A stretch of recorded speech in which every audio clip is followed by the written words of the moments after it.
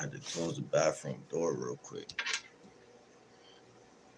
See, I'm one of them people that need a quiet environment just to get started.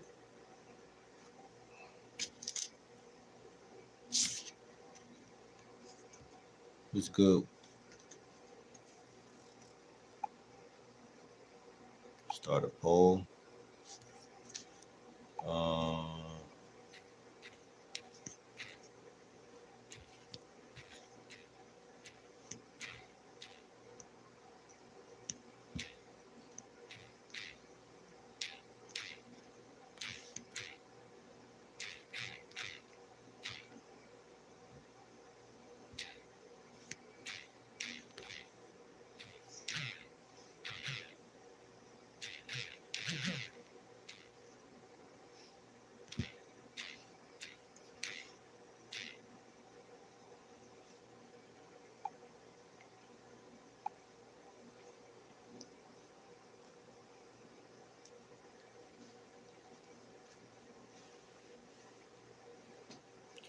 Today's topic on gaming like Will.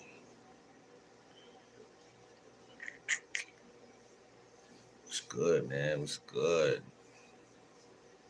Time is it?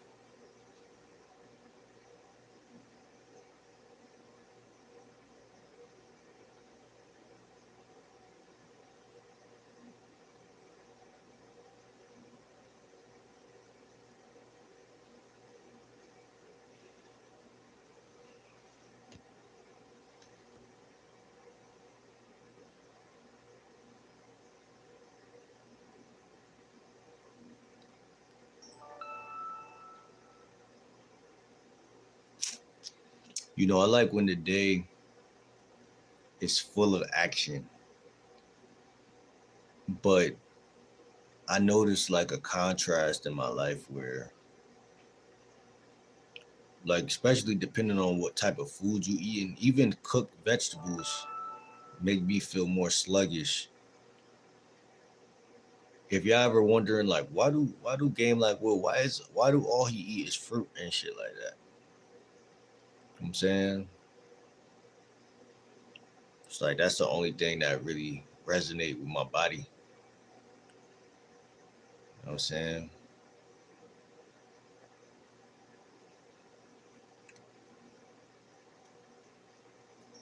Power is power inside of the fruit, man. And it's sluggishness inside of everything else. Sluggishness inside of even, I mean, I like eating avocados,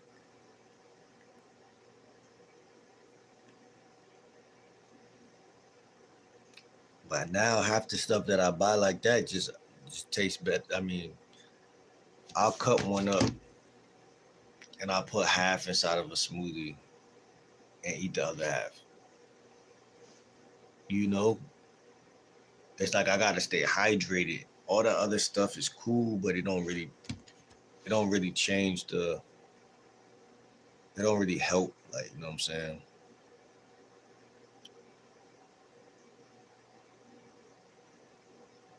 Hydration is power. Stagnation is loss of power.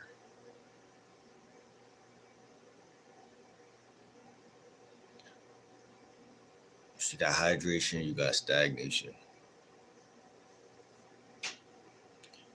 I'm waiting for a couple of y'all to pop in here, man, so we can get this video going. It's 12 o'clock.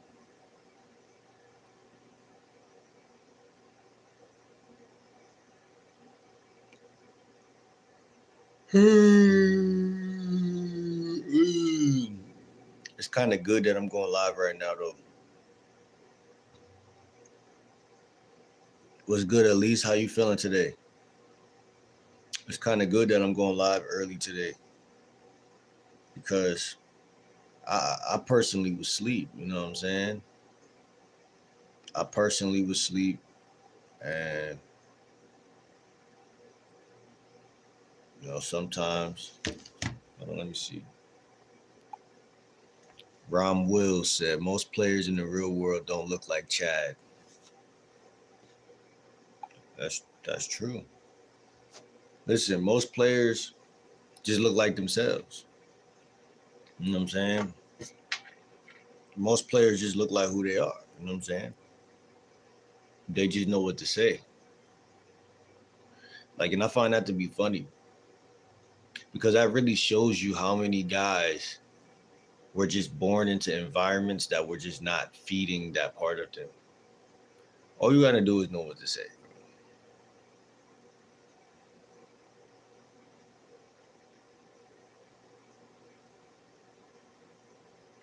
Can I please get a shout out for my friend? It's his birthday. Name is.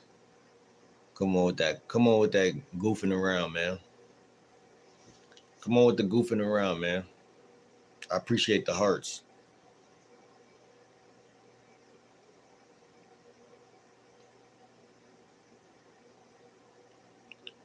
Yeah, man. Most players just look like themselves. They don't look like no. They don't look like nobody. They don't look like. It's only one Chad. It's only one Chad, on the planet.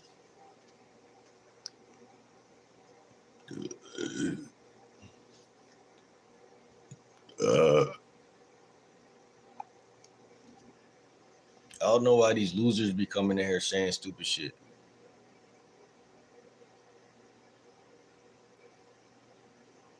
What's good, Pixie Peach? What's going on, everybody? Y'all go ahead and subscribe right now. While it's 11 people in here, hit that like button. Subscribe. Put some hearts in the chat. Come on, let's get this shit on the road, man. We got a good topic for y'all today. You know what I'm saying? We got a great topic, actually, about gambits. Gambits. Do y'all know what gambits are? What you mean? What you mean? I know, right? I know, right?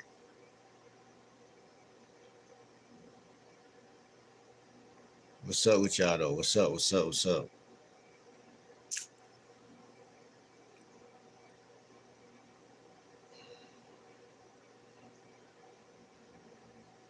I just woke up not too long ago, so that's why my energy where it's at. But it's good that I'm up right now. You know what I'm saying? Because energy is everything, man.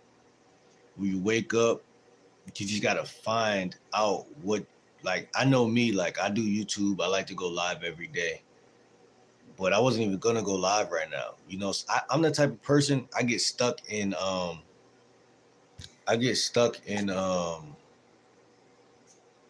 patterns and shit like that. You know what I'm saying? I get stuck in patterns, and I got you. And when you get stuck in patterns, you just do the same thing every day, right? So y'all used to me going live around 12 o'clock, 1 o'clock, 2 o'clock, maybe even 3 o'clock. But we back going live right now at 12 o'clock. As long as we stay consistent, that's all I care about is being consistent. Nothing else matters. It's being consistent. That's it. But I feel like it's not people in here, enough people for me to talk about what I'm trying to talk about.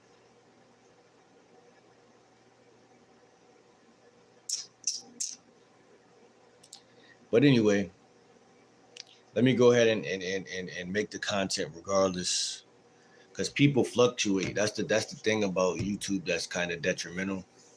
If you're not focused, if you don't got like enough self-respect and integrity to just do what you say you was gonna do, you'll get so trapped and be like, damn, it's only one or two people in here, man. What the fuck? And that's not cool. So let's talk about it. Let's rap about it. Let's rap about it.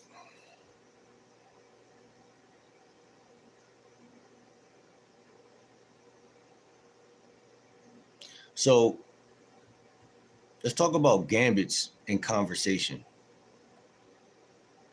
Like I told y'all in my recent videos, I created a product called the conversational car. And the conversational car is basically you in your head. You visualize a car. It could be red. It could be blue. It wouldn't matter. You visualize a car, and you visualize all of the parts of the car: the door, the windows, the radio, the trunk, the license plate. All of these things represent a different part of conversation. The tires and shit like that. This helps me personally, right? Because it's so easy for your mouth to stop running when you, especially if you're an overthinker. We live in a world where people are silenced, and that's historically true. Like, so people will just not talk after a while because they'll just be like, oh well, nobody cares, or whatever the case may be. So this shit is deeper than just some game though, but this game for sure. But when you think about that, most people, their mouth stops moving for multiple reasons, right? Bullying. They might have came up in a neighborhood where, because I came up in a neighborhood where we joked on each other's clothes and all that shit all the time. Or you just might not feel like talking. Again, I just woke up an hour ago. I don't even feel like talking. You know what I'm saying? Or 40 minutes ago. I don't feel like talking. There's many mechanics to the car, many parts. And one of the most parts that is so basic that everyone talks about is eye contact, right? Eye contact is important. We could say for the conversational car that eye contact is basically just looking out the front window, keeping your eyes on the road, right? So that's the analogy for the car, keeping your eyes on the road. And so you can ask yourself during conversation, am I keeping my eyes on the road? Why is it important to keep your eyes on the road? Because you don't want to crash, right? Same thing with conversation. And I tell you in my video, there's something called the triangle gaze, where you look at the eyes and you look at the nose. You go and, rotate. So that's what we're going to say for that, right? Because even for me, I struggle to look people in the eyes sometimes. Sometimes I'm like, man, why do I have to do that shit? You know what I'm saying? I don't want to do that shit. So you got to remind yourself. Hold on. We're going to get into the topic, man. I'm just segueing this shit. So like I said, life is the type of thing that'll beat you down one way or another. I mean, if you're on this planet, you don't see so much bullshit by now that you probably don't even want to talk. You know what I'm saying? You're like, well, what's the point? That's actually a survival tactic. A lot of people inherited or picked up. It was just better just say less, bro, or just, don't say nothing, or just stay out the way. And that's true. You know what I'm saying? We live in a very, very grimy planet. However, I don't think that being totally silent is actually the proper answer. Nor do I think our ancestors would have done that. Because it's two different types of people on the planet. You got people who don't shut up, and you got people who do shut up. Now, strategic pauses is different. Strategic pauses are different than being silenced. If you're silenced and you want to talk, but you can't talk and you don't know what to say, you're silenced. The average guy out here trying to talk to baddies is silenced. He feels like, man, I don't know what to say. You know what I'm saying? I don't know what the fuck to say, man. Or they're used to every time they talk to a chick, it just sizzles out. That's something that happened to me for the last couple years. Now, there was women that shit didn't sizzle out with. You know what I'm saying? But that's life. And then there's a lot of women that shit did. So what I mean by that is, like, one of the other reasons why a lot of people won't talk, they don't know what to say. That was one of my big reasons. I wouldn't know what to say. I would assume that the chick I'm trying to talk to, like, not was better than me, but like almost, like, cause like I wasn't taking care of like my clothes and shit like that. Like I wasn't like dressing the part and shit like that. So like that's another thing that tied into like, damn, okay, you want her attention, but when you get her attention, like she's gonna look at you and she's gonna see like, okay, he got on sweatpants, he got on some shit that like is not it's not standard fly. And you know me, I didn't really care, but it's a part of it, it's a part of life, it's taking care of yourself, taking care of your clothes, and looking like at least up to par. Like I said, now that I dress a little better, at least like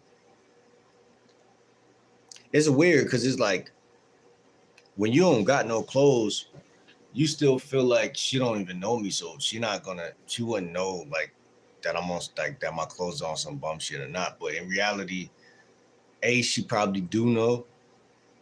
B, she probably don't care, but she's still gonna notice. And C is that fact that you know that you don't got a lot of clothes, you feel me, at that time. So it's like because your clothes are bad, you're not gonna act the right way. And because you don't act the right way, it's like a cycle. It's like a cycle. That's the only reason it's important. Because in reality, I did not care. I didn't even care. I really didn't care. So anyway,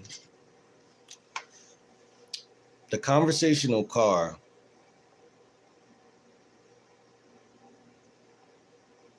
one of the biggest parts of this, man, is the gambit. I used to separate the gambit and the opener from each other. Now, see, so I'm gonna tell y'all, the opener of a conversation, go check out my latest video on openers, and the gambit are both next to each other. What do I mean by that? So the conversational car in this analogy would be the car leaving the driveway. So the car, you have to start the car, just starting, opening the conversation, whatever you want to look at it as. But the car has to leave the driveway. When the car leaves the driveway, you have gambits and openers. These two things mean that the car is running, but you have to like open the conversation, if that makes sense. You have to open the conversation, and you can open the conversation with a gambit or your approach. My bad. I forgot that. It's approach and gambits and openers. It's those three: approaches, openers, gambits. You got those three, right? You got those three. So, my bad, I'm talking kind of slow. Why you say don't mod Alex? Why they keep saying that? Why y'all keep saying that?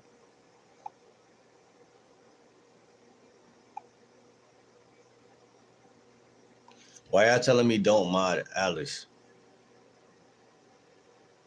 Openers approach gambit. It's literally how chess work. That's what I'm saying. Yo, dude, you know what we talking about dating, right? I'm just trying to make sure y'all on the same page.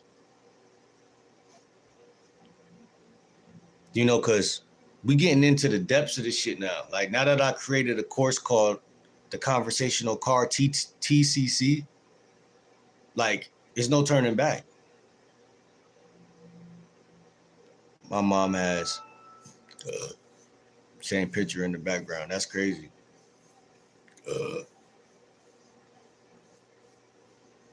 Cause bro, like y'all gotta understand, I struggle with conversation low key. Like, you know what I'm saying? Low key all my life. Like, yo, what do I say? Like, damn, she's some fine shit. What do I say? Blah, blah.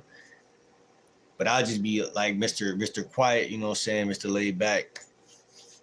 What's good up next? I got no idea what the topic is. I'm married. If I started dating, I'm a damn it. Nah, the topic is conversation, just like I said, lifestyle, dating advice. You know what I'm saying? The conversation. Today's topic is on gambits. It's on gambits. The power of gambits. The power of gambits, and it's funny, bro, because like you said, bro. Hold on, let me. Yeah, I posted it right there. Openers, approaches, gambits.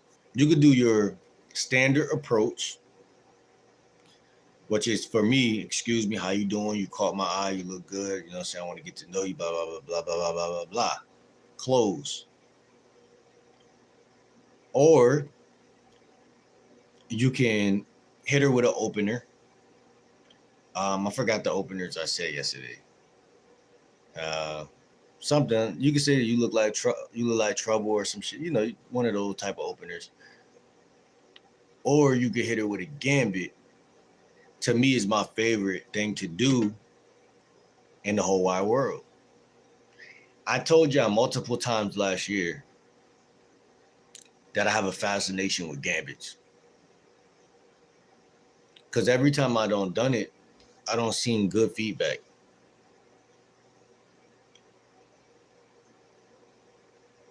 Every time I don't done, we were talking about dating and the power of gambits. Ever heard of narrative chains? Very powerful mindfulness technique. Tell me about it. But we got to get into this convo about these gambits, man, because I created something called the conversational car, and the car has to run out of the driveway. And when you go out of the driveway, you have openers, approaches, and gambits. Now, here's the thing. I'm still working on this a little bit. So gambits, all right, let me tell you what a gambit is.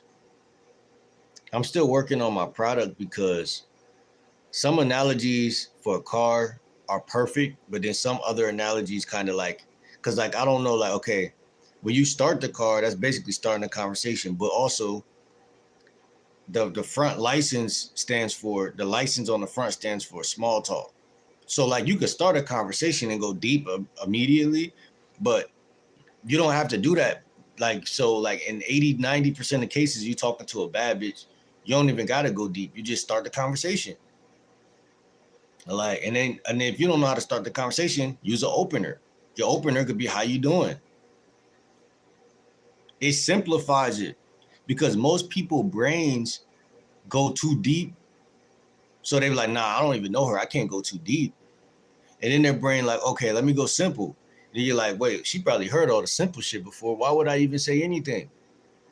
So a lot of people brains basically make them overthink conversation instead of just having one, if that makes any sense. So it's like a container. It helps you contain. It's a skill where leaving the unsaid is too obvious to misunderstand. It's 5D chess for sales.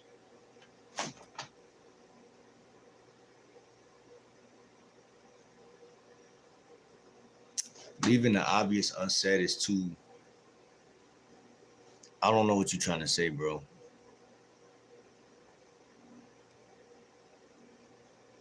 Like, I kind of understand what you're saying, but then again, like some of that I don't understand. So listen, the power of gambits. This is for Zoe, if you're still in here. Why they work, why you need them, and how to use them correctly. A gambit is not a pickup line. That's the first thing we want to get understood in this chat. A gambit is not a pickup line, right? And this is the small distinction and the reason why I respect gambits. Because a lot of guys want to use pickup lines, but don't realize, like, okay, because like when you got no game, that's the first thing you're going to run to. Zoe, okay, hold on. Oh, you're a female. I couldn't see from back here. My bad, Zoe. My bad, Zoe. Where you from, Zoe? So a gambit is not a pickup line. It's a controlled emotional risk. Now, this is going to be easier for the guys who play chess because there's something in chess called a gambit. Indiana. Shout out to Indiana, man. Indianapolis. I don't know which one it. I gotta travel more. My bad. You know what I'm saying? I don't know which one that is. But yeah, everybody who has zero game is gonna try to look at pickup lines because that's the most popular thing that they hear.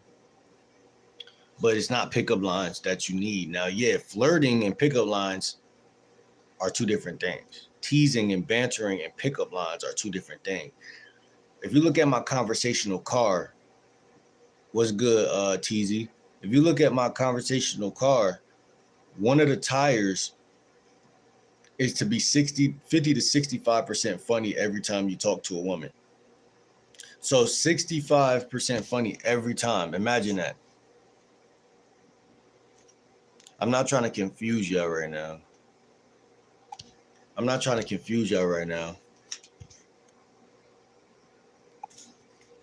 Appreciate you, TZ. I'm not trying to confuse y'all right now because, see, I created this car, so it's easy for me to remember. It's easy for me to use, period. Because my problem never was really actually talking. My problem is like who I be talking to usually. So I like, for some reason, life is one of them things where you gotta just like, you can't be talking to the wrong person. If you talk to the wrong person, then obviously anything you say is going to be a bad thing to say, if that makes any sense. So most people are living that type of life where they're always in conversations with the wrong people. And then it's like, okay, when you talk to the wrong person, you can say anything. What's good, Yanni? How you doing? Where you checking in from? So you don't want to be stuck in conversation you can't get out of. You don't want to, like, all of these tools that I'm giving are tools that help you to be better than who you used to be, period. But like, I could see also how that could be difficult for somebody else. I see how that could be difficult for somebody else, like that don't see the vision of the car in their head that I created. Shout out to NYC, you know what I'm saying? That means we live close to each other. What's good, K Rican? Shout out to K Rican in the motherfucker chat. I ain't gonna lie, K Rican, your name is like green. Can y'all all see her name? The way it look? Cause she a member of the GL Dub. She joined the club, man. She joined the club. It looked thorough to me. I don't know if y'all could see that though. I ain't never see somebody with a green name. You actually the first person to join the channel for real. You know that, K Rican? You the first person to join the channel? Like, I got people who really fuck with my channel, who really subscribe, but they ain't never joined the membership. I'm from New York too. You know what I'm saying? I'm close. I'm close to New York. I'm New York tri-state area. You know what I'm saying? But yeah, shout out to all the ladies in here. Shout out to K Rican with the motherfucker gift. You know what I'm saying? Shout out to K Rican, man. Shout out to K Rican. K Rican, you from New York too, ain't it? Oh, you from Buffalo? Shout out to Buffalo. Y'all can add me on Snapchat too. That's another thing that we could do. Cause I know this K Rican ain't follow me on the gram. You know what I'm saying? I'm just saying it's all good. But Snapchat is something we could do, man.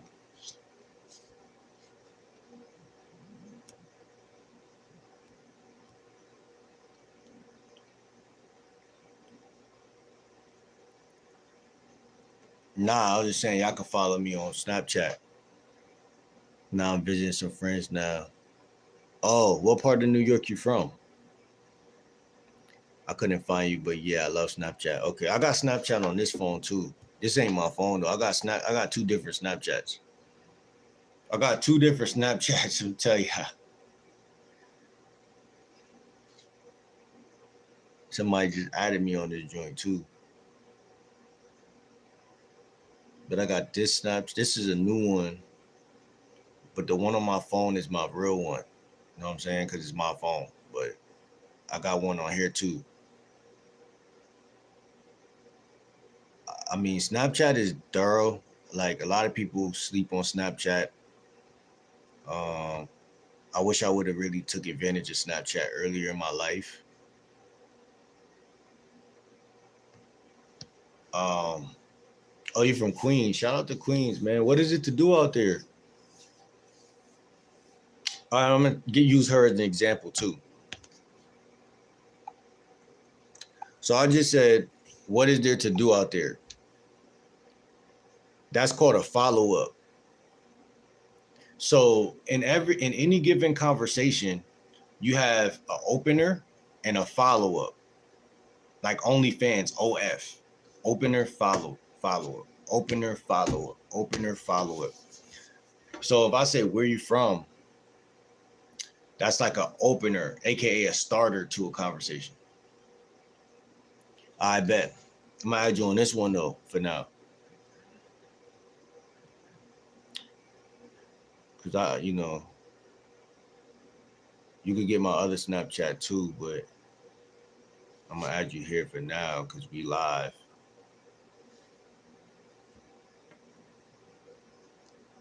Let me see.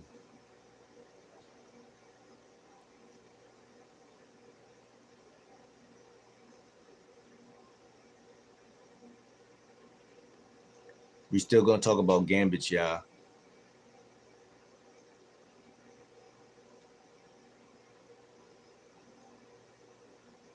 You looking good, K Regan. I ain't gonna lie.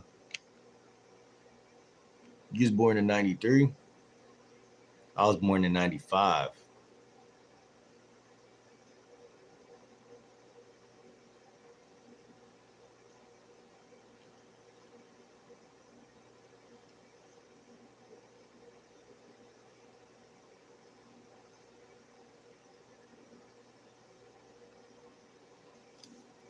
K Regan, you mixed with black? Are you black and Spanish or just Spanish? Yeah, man. That's what we're gonna start doing on this channel. I'm gonna add y'all on Snapchat, bro. But you gotta be official. You gotta be official. You gotta be official like a whistle.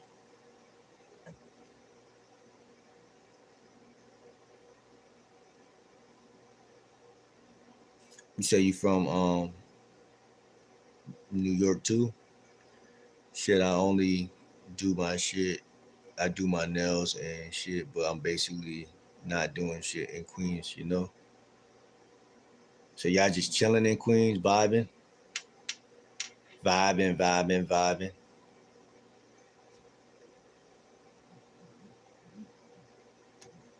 Vibing, vibing, vibing. Snapchat thorough though. Snapchat thorough. I mean, it ain't nothing you can't do on Snapchat. You could do everything, bro. Like, and I want y'all fellas to also acknowledge that. Like, my bad, cause you gonna get. Let me change my name up there. GL Dub. Listen, Snapchat is like having a female number, bro. Like I think women understand that, but us guys are like like not every guy. Like right, there's guys who took full advantage of Snapchat since it came out. You know what I'm saying? That's like I believe that's the side nigga app. You know what I'm saying? So all the side niggas took total advantage of that shit. I do OF too. What you mean OF? OnlyFans, or are you saying like the OF that I was just talking about?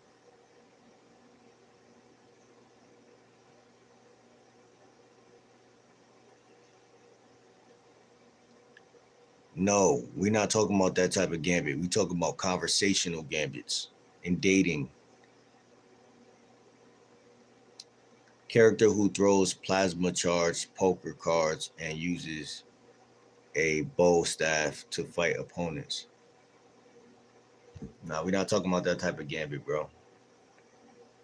We talking about the best type of gambit. I love gambits, bro. Gambits is fire. Hold on, let me see. Jaden, what you mean how? Like I do my job on the weekends, then I go to the Bronx to chill with my friends. and on stay on the weekdays. Wait, hold on. Like I do my job on the weekends. Then I go to the Bronx to chill with my friends and stay on the weekends. So you do that every week. So it's like you stay busy, like, you know what I'm saying? You got like your routine and shit like that. You know what I'm saying? That's good that you stay busy. And that's another thing, fellas. Like, you want a woman that stay busy, bro. Like, I mean, like me personally, bro. I want both. Like, I want a woman that's busy, but then could stay at the crib. You know what I'm saying? So it's kind of like both. You feel what I'm saying? Yeah, I wish I would have started YouTube like 10 years ago, bro. Because like it's a lot of stuff we got to talk about. And if the world goes up in flames, we'll never get to talk about that shit. And it concerns me. Let me see.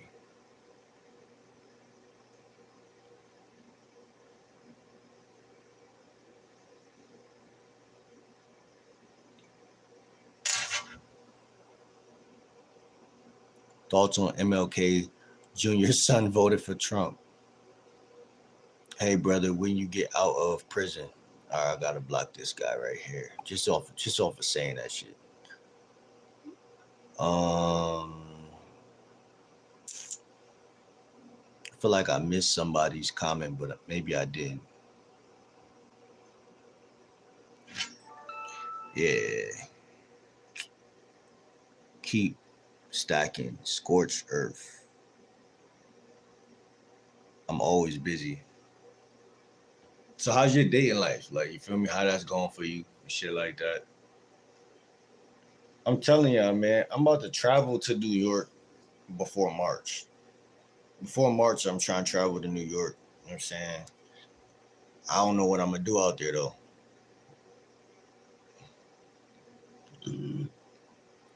I added you on the snap. I added you on the snappy snap.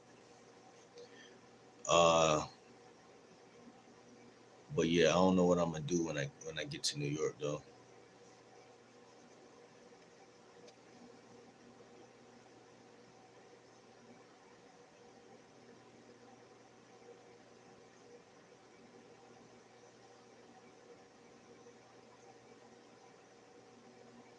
Dating not your thing? Why not? Let me get back to this though, real quick, man.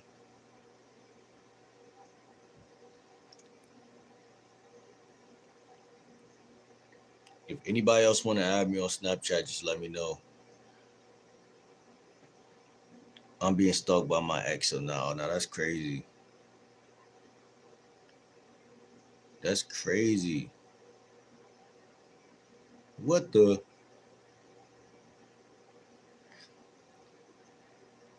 So listen, a gambit is not a pickup line. It's a controlled emotional risk. I want y'all to understand this.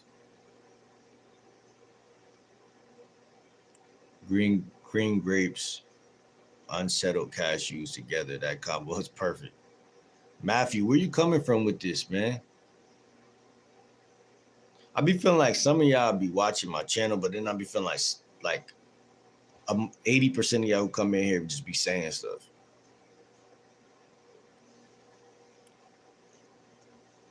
Why by seeking the life journey? So a gambit is not a pickup line. It's a controlled emotional risk. Risk.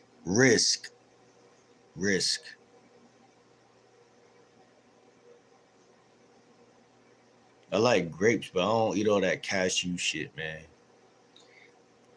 I like the Brazilian nuts. No diddy. Those is cool, but everything else, man, I'm good on all that shit. You know, I put those like nuts are not healthy for y'all, bro. The way people promoted that shit. So it's a controlled emotional risk. And we're going to talk about this real quick because I'm sure a lot of y'all are like, yo, what the fuck is he talking about? An emotional risk. And that's actually the perfect definition of it. Because when y'all talk to women, guess what happens? They're bored. This happens a lot in my conversations too. And you know, a lot of it come from not taking risk, right? The average man today doesn't live a risky life. I made a video a while ago talking about riskless men that they don't take enough risk, because guys don't understand that their life is boring. And so when your life is boring, they don't understand that that translates into your conversations with women. Just like if you were a gangster or you know, a fucking, you know, somebody who's always getting into something, like the woman's gonna pick that up based on your energy. But like vice versa. Like I live right now, you could feel it on me right now. Like I just woke up. Like I live a slow paced life, you feel what I'm saying? Emotional risk is being turned down. Take the risk. Yeah, basically, it's putting yourself in a position where she could say yes or no. Most guys during conversation don't do that because they're scared of no. So they just be like, okay, well, I'd rather be agreeable all day, all night. And guess what? It still ends up becoming a no. Because when you're more like balanced, that means like metaphorically, I'm saying fuck you. You know what I'm saying? Like you're not the end all be all. It's other women out here, whatever. What's the word, gang? Did you brush your teeth yet? No, I didn't. I just woke up 40 minutes ago. But yeah, that's none of your business, man. But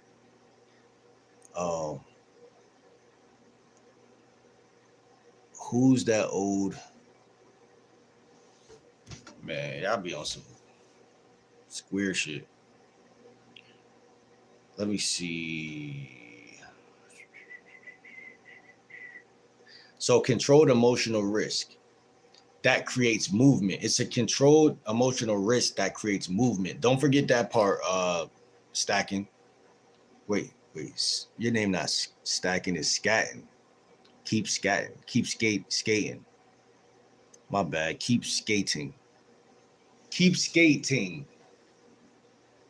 So you skateboard, bruh?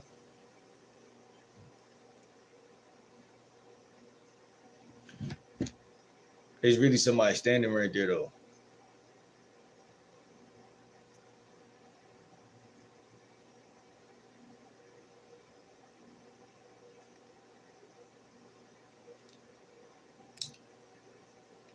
So look, most men try to be correct, impressive, and safe. Gambits do the opposite. Slightly unfair, emotionally charged, and uncertain. That uncertainty is what creates attraction. The gambit is most associated on a chessboard with the piece, um, the horse. What's it called? The knight. Because the unpredictability of the knight, the way the knight moves on the chessboard is the most unpredictable on the chessboard. So what I'm trying to say is, when you talk to women, most guys are flat and they only say things that they wouldn't have got in trouble for in school, or, you know, they say things that are like not really affecting her, if that makes sense. They're just saying shit. And it takes practice to undo this boundary that you have of like, I'm not going to step on her toes. I'm not going to say anything to get me kicked out of school. I'm not going to do this. I'm not going to do that. So I'm not trying to turn you into bad boys, but it's just some game. Hold on. My dog, you know, the first thing you're supposed to do is brush your teeth. That pepperoni pocket when you wake up. Pepperoni pocket. Man, you crazy as hell, man. Man, this is a dating channel, man. You know the first thing you're supposed to do when you wake up is text your joints back. You don't brush your teeth until you text your joints back. And you don't touch no pepperoni pocket. You know what I'm saying? So you got the game fucked up. Hold on, let me see. You too focused. It means you keep pushing, keep moving, keep driving. What you mean? What are y'all talking about, bro? What are y'all talking about? Let me keep going, man. I gotta lead this chat because y'all just this shit like scattered around like chaos.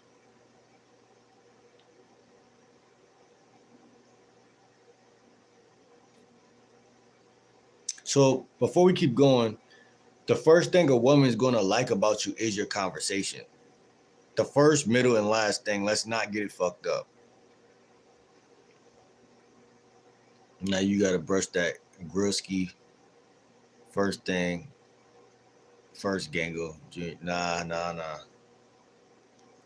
No woman wants a boring man. Exactly. But you are who you hang with also. So I mean you just gotta understand whether you're affecting the person you're talking to or not. I think that's my perspective. Like, cause I mean, it's a lot of things that's unrealistic, right? Like you're not gonna always be the coolest person in your school. You're not gonna always be the coolest. Like I'm doing YouTube right now. I'm not gonna be Duke Dennis. You know what I'm saying? Like there's people that's thriving in every building. Anywhere you go, there's alphas and there's that. So don't focus so much on your clout or don't focus so much on comparison to other men. Uh, Ask yourself, am I saying everything I need to say to this woman to actually move this shit forward? Because at that point, bro, if she doesn't fuck with you, then she just don't fuck with you. Like, I mean, at that point. But if you know you're not saying anything that's smooth or like, because I'm not telling y'all to say these rizzed out things. Now, yeah, that's a part of the conversation too, because one of the tires is about banter, teasing, and obviously you want to add flirtation. And I mean, there's so many forms of conversation. I also created something with the conversational car that's like so futuristic. You know when you got a car and you're in the car and there's a GPS right here. We're on that GPS. There's like dating coaches that I came up listening to. So like the name of them, the name of like your name, and then it's my name. It says custom GL dub, and then it's like highlighted. So what that does to remind me is I'm always using my game, period. But it reminds me like there's times where I do think about other coaches and I'd be like, oh, like right here I should use his shit. You know what I'm saying? Does that make any sense? Or right here I should use this coach shit. Because I still respect those dating coaches. And so it's like 3 different names I got on that joint, and then I got my name. But my name is highlighted, reminding me to always lead with my own game, if that makes sense. I know that's a little like TMI, too much information, but the conversational car, I created that. So I take pride in that. So this is also to remind y'all it's okay to use another man's game. No diddy. But it's like, cause there's gonna be times where I'm sure everybody who watches this video gonna learn it from this shit. There's gonna be times where I watch multiple dating coaches and try to learn how to be good with women. And you're gonna have to pick one that you respect the most, that's teaching you the most. But that doesn't mean that the other coaches wasn't gonna have some game to offer you. So you never stop listening to other people, but you listen to one person the most because that person is actually helping you to grow the most. But my whole point is, no matter, like, say I could be chilling with a chick at the beach, right? And then I'm like, okay, well, what do? You might think about something one of your coaches told you to do at that point. So you'll change the navigator. You change the navigator because right now you're following this coach's game. And then you might turn it back when it's just, you just do your own thing. It's turn it back to custom GL dub turn it to this coach. Then okay, we over here. This coach never told me what to do in this situation, so now I'm gonna navigate to this coach. You see what I'm saying? So a lot of guys, instead of thinking like that, right? There's gems, real talk. Because instead of thinking like that, because it's been a long time, I wouldn't do that. I'll be like, nah, I'm just only listening to this dating coach, period. Because I always tell y'all, when I first got back from Job Corps, I listened to multiple different coaches. And I stopped at one, Mystery. I stopped and I listened to Mystery. And then I stopped and I changed. I listened to somebody else. Then when I started listening to somebody else, I kept listening to them. And then kept listening to them, kept listening. And then it's like, at the end of the day, the problem with that was I learned certain things, but I never grew past that point because I just was like, okay, well, this is all I need. But not even thinking like, that's not all you need. You know what I'm saying? Not even thinking that. But like now I'm older, I see that like at the end of the day, it's not about like following one person. It's about like, because at the end of the day, right, even following that one person and the game they gave me was so great, right? There's women that I still didn't know what to say to, if that makes sense. Like, and I think the reason why this happens is because most dating coaches want you to buy their products, and you might not even have the money to afford this shit. So like, you're gonna always be limited at that point. Say you even got the money to buy one product or two product or three product. You don't got the money to buy the fourth one or the fifth one or the sixth one. And nobody's really going to go to work and work their ass off and then buy some game. Let's be honest. It depends. Some people I couldn't afford it. So, but it ain't like people not teaching you what to do online. That's what's so crazy. They're teaching you exactly what to do. It just takes a certain set of, you got to really want to learn. Like there's people telling you exactly what to do. Everything I'm saying in this video is online. That's what's so funny. But they not going to say it how I'm saying it because I'm saying it my own way. So when you copying coaches, you're not really copying them. You're just taking the structure of what they're telling you and doing it your own way. That's why I say if a girl don't like you, she just don't like you. Yeah, it really doesn't have anything to do with anything. In 80% of cases. What's Luz? What's Luz?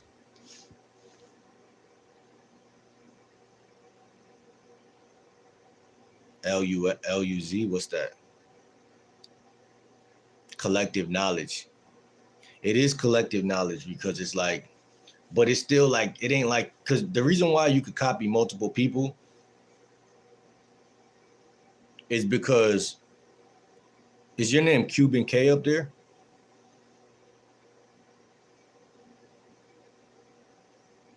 The reason why you can still copy multiple people, right? I don't copy every dating coach, but I do listen to a lot of them because it's the same game. Everybody's saying the same thing if you really pay attention. But you got to have enough game yourself to recognize that they're all saying the same thing. Like when I first started, it felt like everybody was saying different things. But now it feel like everybody's saying the same thing as far as you got to walk up to the girl, you got to say something. You got to carry the conversation. One thing that it's okay, so it's things that coaches say that's the same, and it's things that coaches say that's different. And I could break those things down.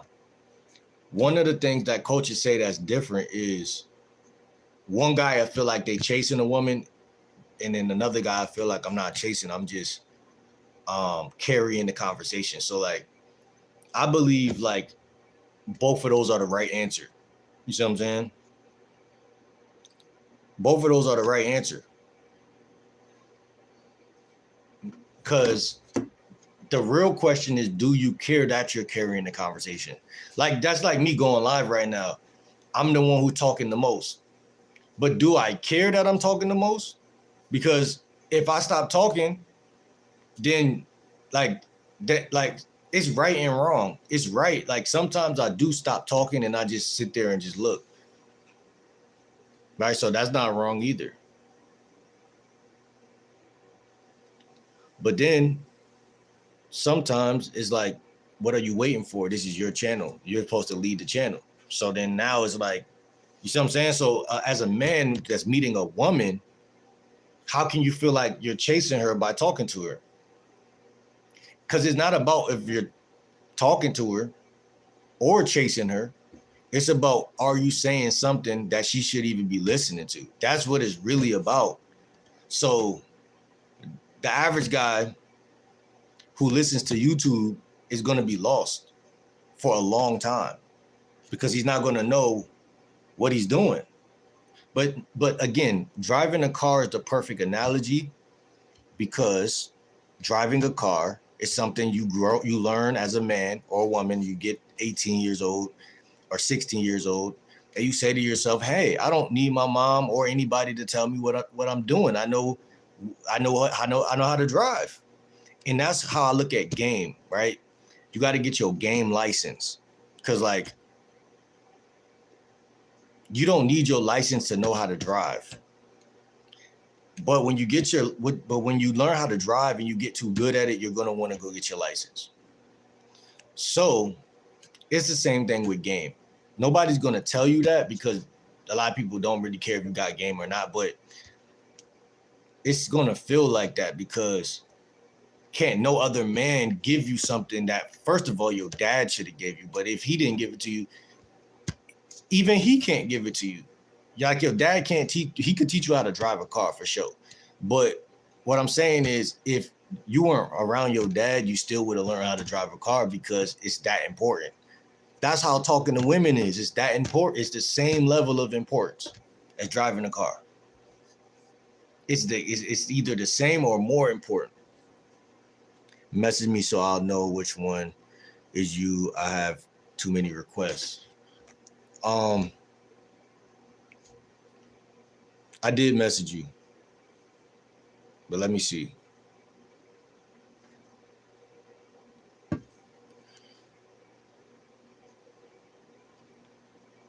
I did message you.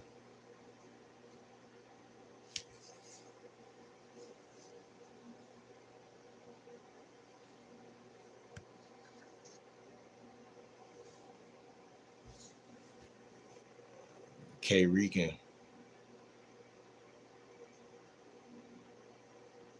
Yup.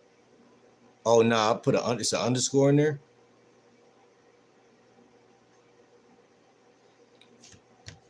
It looked like it's you though.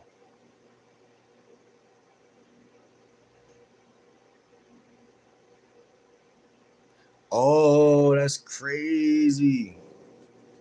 That's insane. Oh, you from Florida? Oh yeah, my bad. Just somebody with your exact same name, but with an underscore in the middle. That's funny as shit. I love Snapchat, bro. I really wish I would have been on this joint in the first place, bro. Like y'all need to stop getting women number and just get their Snapchat, bro. Like, nah, get their number, but start using Snapchat heavily, bro. That shit is so fire. Like I don't even think I'm gonna because I got a like a number on this phone too. So like um we could do call-ins at some point. But I think a lot of y'all trolls gonna call in. That's why I don't even want to do that shit.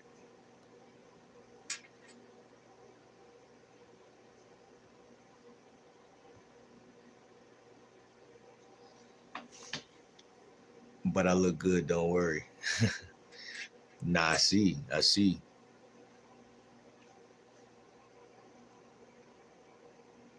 Hold on, let me read, cause I don't really be. I be.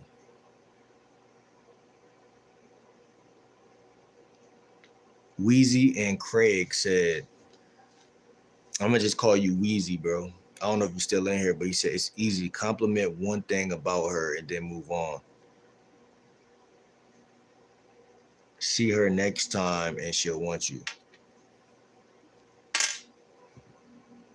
A woman's always want what she can't have. Tell them no. Uh, that's true, bro. But it's like it's still like again, bro. For me personally, when I think about game, I feel like it's all about feeling comfortable doing it, doing your game, playing like you're running your game. Like I'm heavy on comfort, like,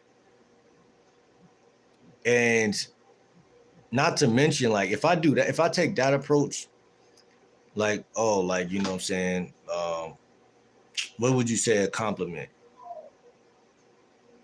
What's a good compliment? First of all, I'll tell you I don't even do compliments. Like you'll be surprised how much sex you can have without giving compliments. Like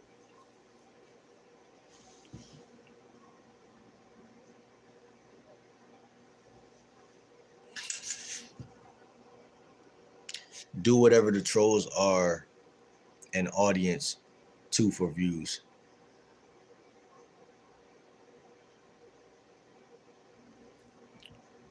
Y'all like this the trolls? Tell us a joke. I do got some jokes. But it's on this phone. It's on my Gmail on this phone, not on this phone. I literally got some jokes.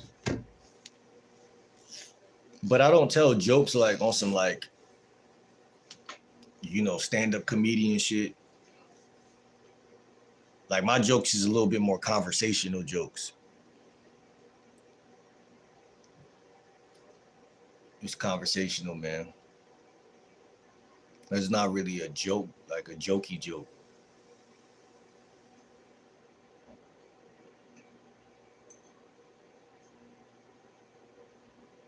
Even my joking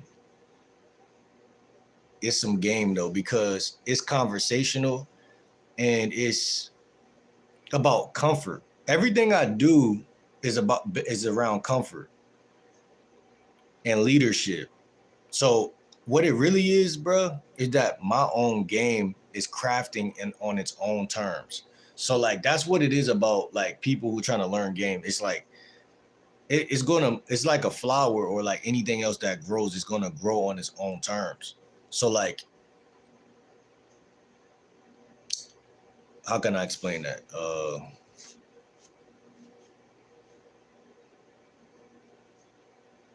I can't even explain that shit. Like everything I do is supposed to feel conversational.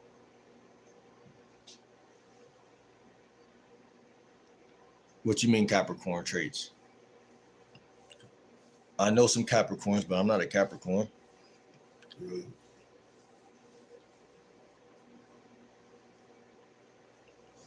Nah, it's just that like personally, bro, like people like I respect people who are naturals. Like when it come to talking to women and shit like that. Like even if you're not a natural and you had to learn it, like I respect people who come off as natural. So like my joking, like right, my jokes, because I tell y'all on a conversational card to lead with 60% humor. So that means basically my whole conversation when I'm talking to women is supposed to be funny or banter or witty or whatever the case may be. And even that comes across as natural because it's like, oh, as soon as I start talking to him, he was funny the whole time. So it's not like you're just turning that on at one point in the conversation. It's like you're coming in cocky funny, you know what I'm saying? You're coming in bantering and teasing, but you're never doing it too much, if that makes sense. So it's at about 50 to 60% of it's you're doing it about 50, 60%. So the first thing you might say might be funny. The second thing you might say might be funny. then y'all might just be going back and forth in conversation, but then you still add in a little bit every now, you know what I'm saying? You peppering that shit in. So you're basically calibrating how much funny that you put inside of the conversation. But you're not losing your seriousness either. Women like funny guys, exactly. Game is molding your character. What you mean by that?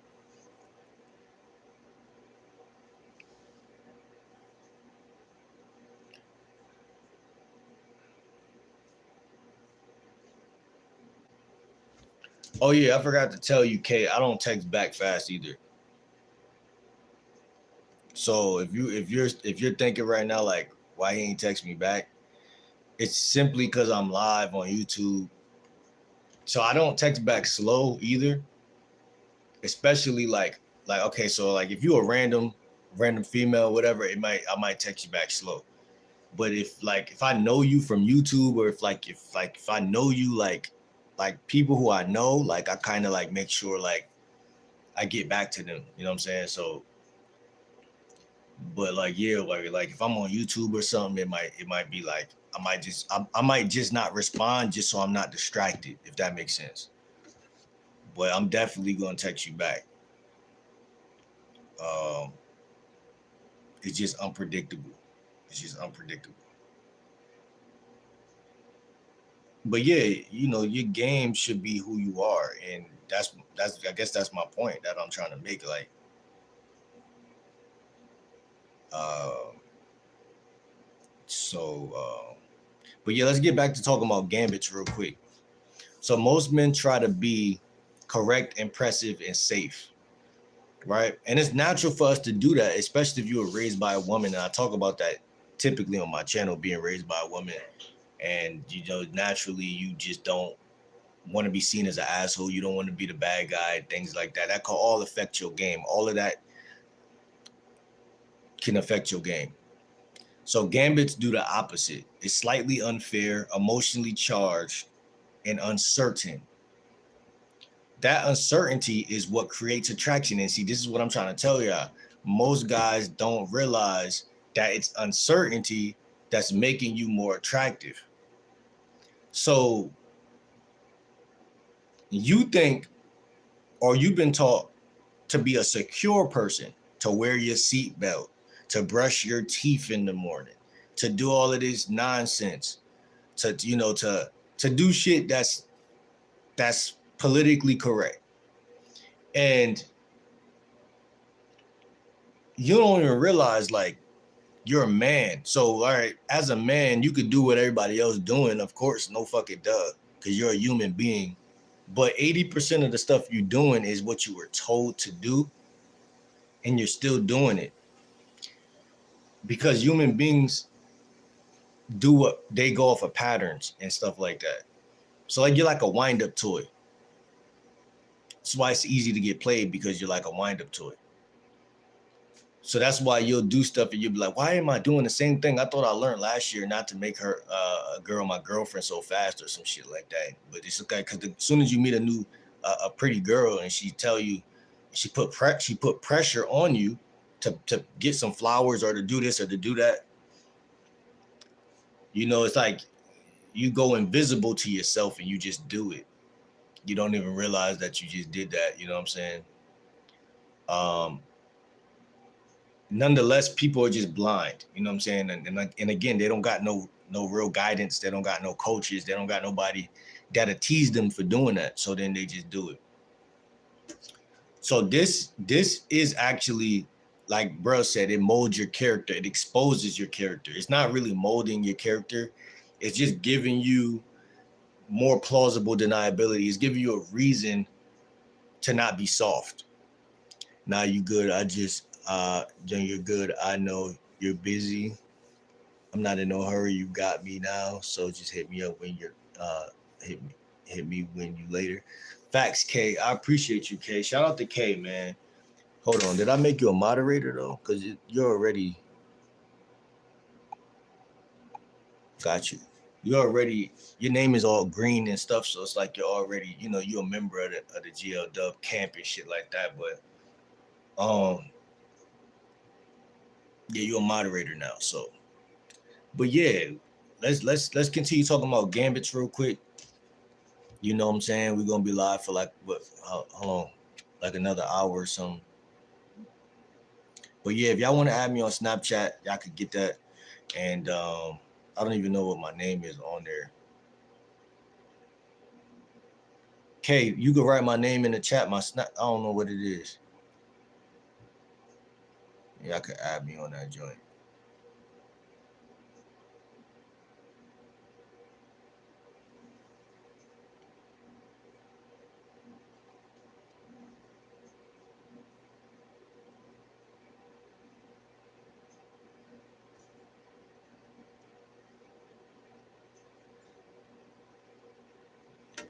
Oh yeah, that's like the name, but like I don't think that's the like the other thing that it's like two names that you got. I think it's the GLW. Is it the G? I don't know if y'all can see that motherfucker.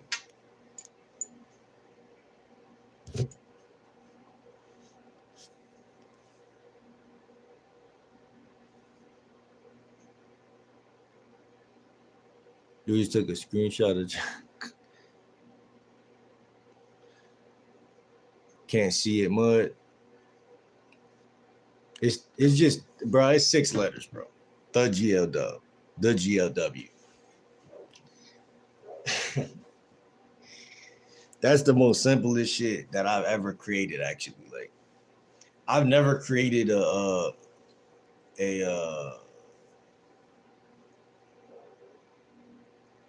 the GLW.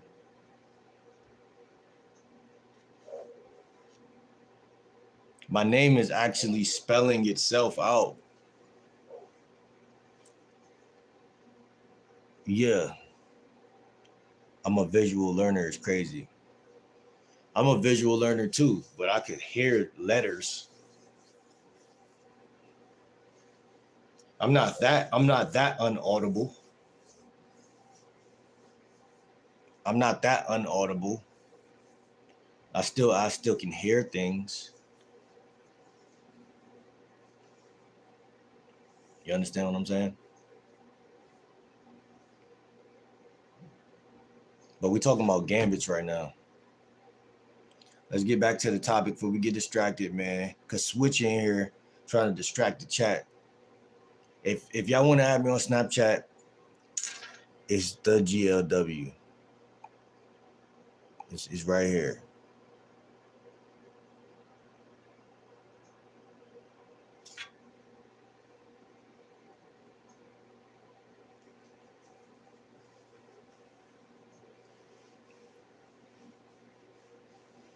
Yo, K, do it one more time. Put the ghost emoji, and then just put the ghost emoji, and then just put the GLW. So I could pin that real quick.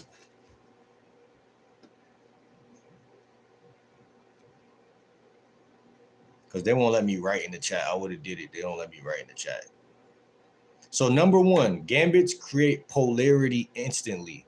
This is what I need y'all to realize about this motherfucking shit.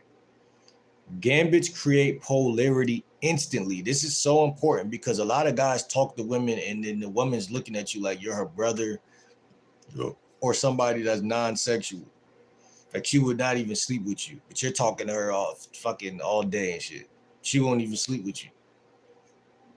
Whole time there's like 10 other women around the block that you haven't met yet that will sleep with you. You just haven't met them because you talk slow as shit because you got no game. So you just talk to the same people. It's no motion. When you have no game, you have no motion. It's like peanut butter and jelly. You know what I'm saying? So, put the ghost emoji and then put my name next to the ghost emoji. Because the ghost is the Snapchat emoji. The ghost is technically the Snapchat emoji. So I'm trying to just put that in there so I could just tell people this is my Snapchat and then they could just go to it. Polarity equals tension. Yeah, that's the thing that you run in it. What you mean the thing I run? What do you mean? Polarity equals tension between two energies. When you open with facts or compliments, there's no tension. When you open, I'm not gonna say there's no tension, because if she thinks you're hot and you're telling her she got nice eyes, then that might, yeah, you run a gambit, yeah. How you know that? How you know that? You've been watching some videos on that. Like again, if she thinks you're sexy and you compliment her, she's gonna be happy that you complimented her. That's facts. I want y'all to understand that that's facts. But gambit is a word that's used in chess, and it's a word that's used in dating, in games. So I don't know which way you looking at it. Are you from the UK talking about in it? In it. I appreciate you, Kay. Shout out to Kay, man. Real talk. We all love a woman that helps. A woman that helps is a beautiful woman. We love that. Bloody L. I ain't gonna lie, bro. I want to go to the UK, bro. Like, I've been watching some videos, bro. Been motivating me to cause I feel like I belong out there the whole time, like all my life, for real, for real. I never knew, because I was born in the US. Like, I never realized it. Now I'm seeing, like, I just follow one UK, I think he is streamer yesterday. Hollow the Dawn twin. Every week somebody call me Hollow the Dawn, bro. First time I got called Hollow the Dawn, it was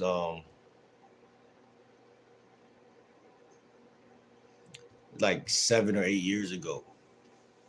When I got back from Job Corps, somebody said, called me that. I said, who the fuck? I think I was on Periscope back then. I was on Periscope. He the GOAT, though, no disrespect. Yeah, he definitely somebody I could tell got respect. You feel what I'm saying? I mean, I've been called many different people in my life. That's why it's so funny. Like, when I hear somebody say something, be like, damn, that's hilarious. That's how I know y'all don't be lying, when I hear the same name. I went to Job Corps in North Adams. Where's North Adams?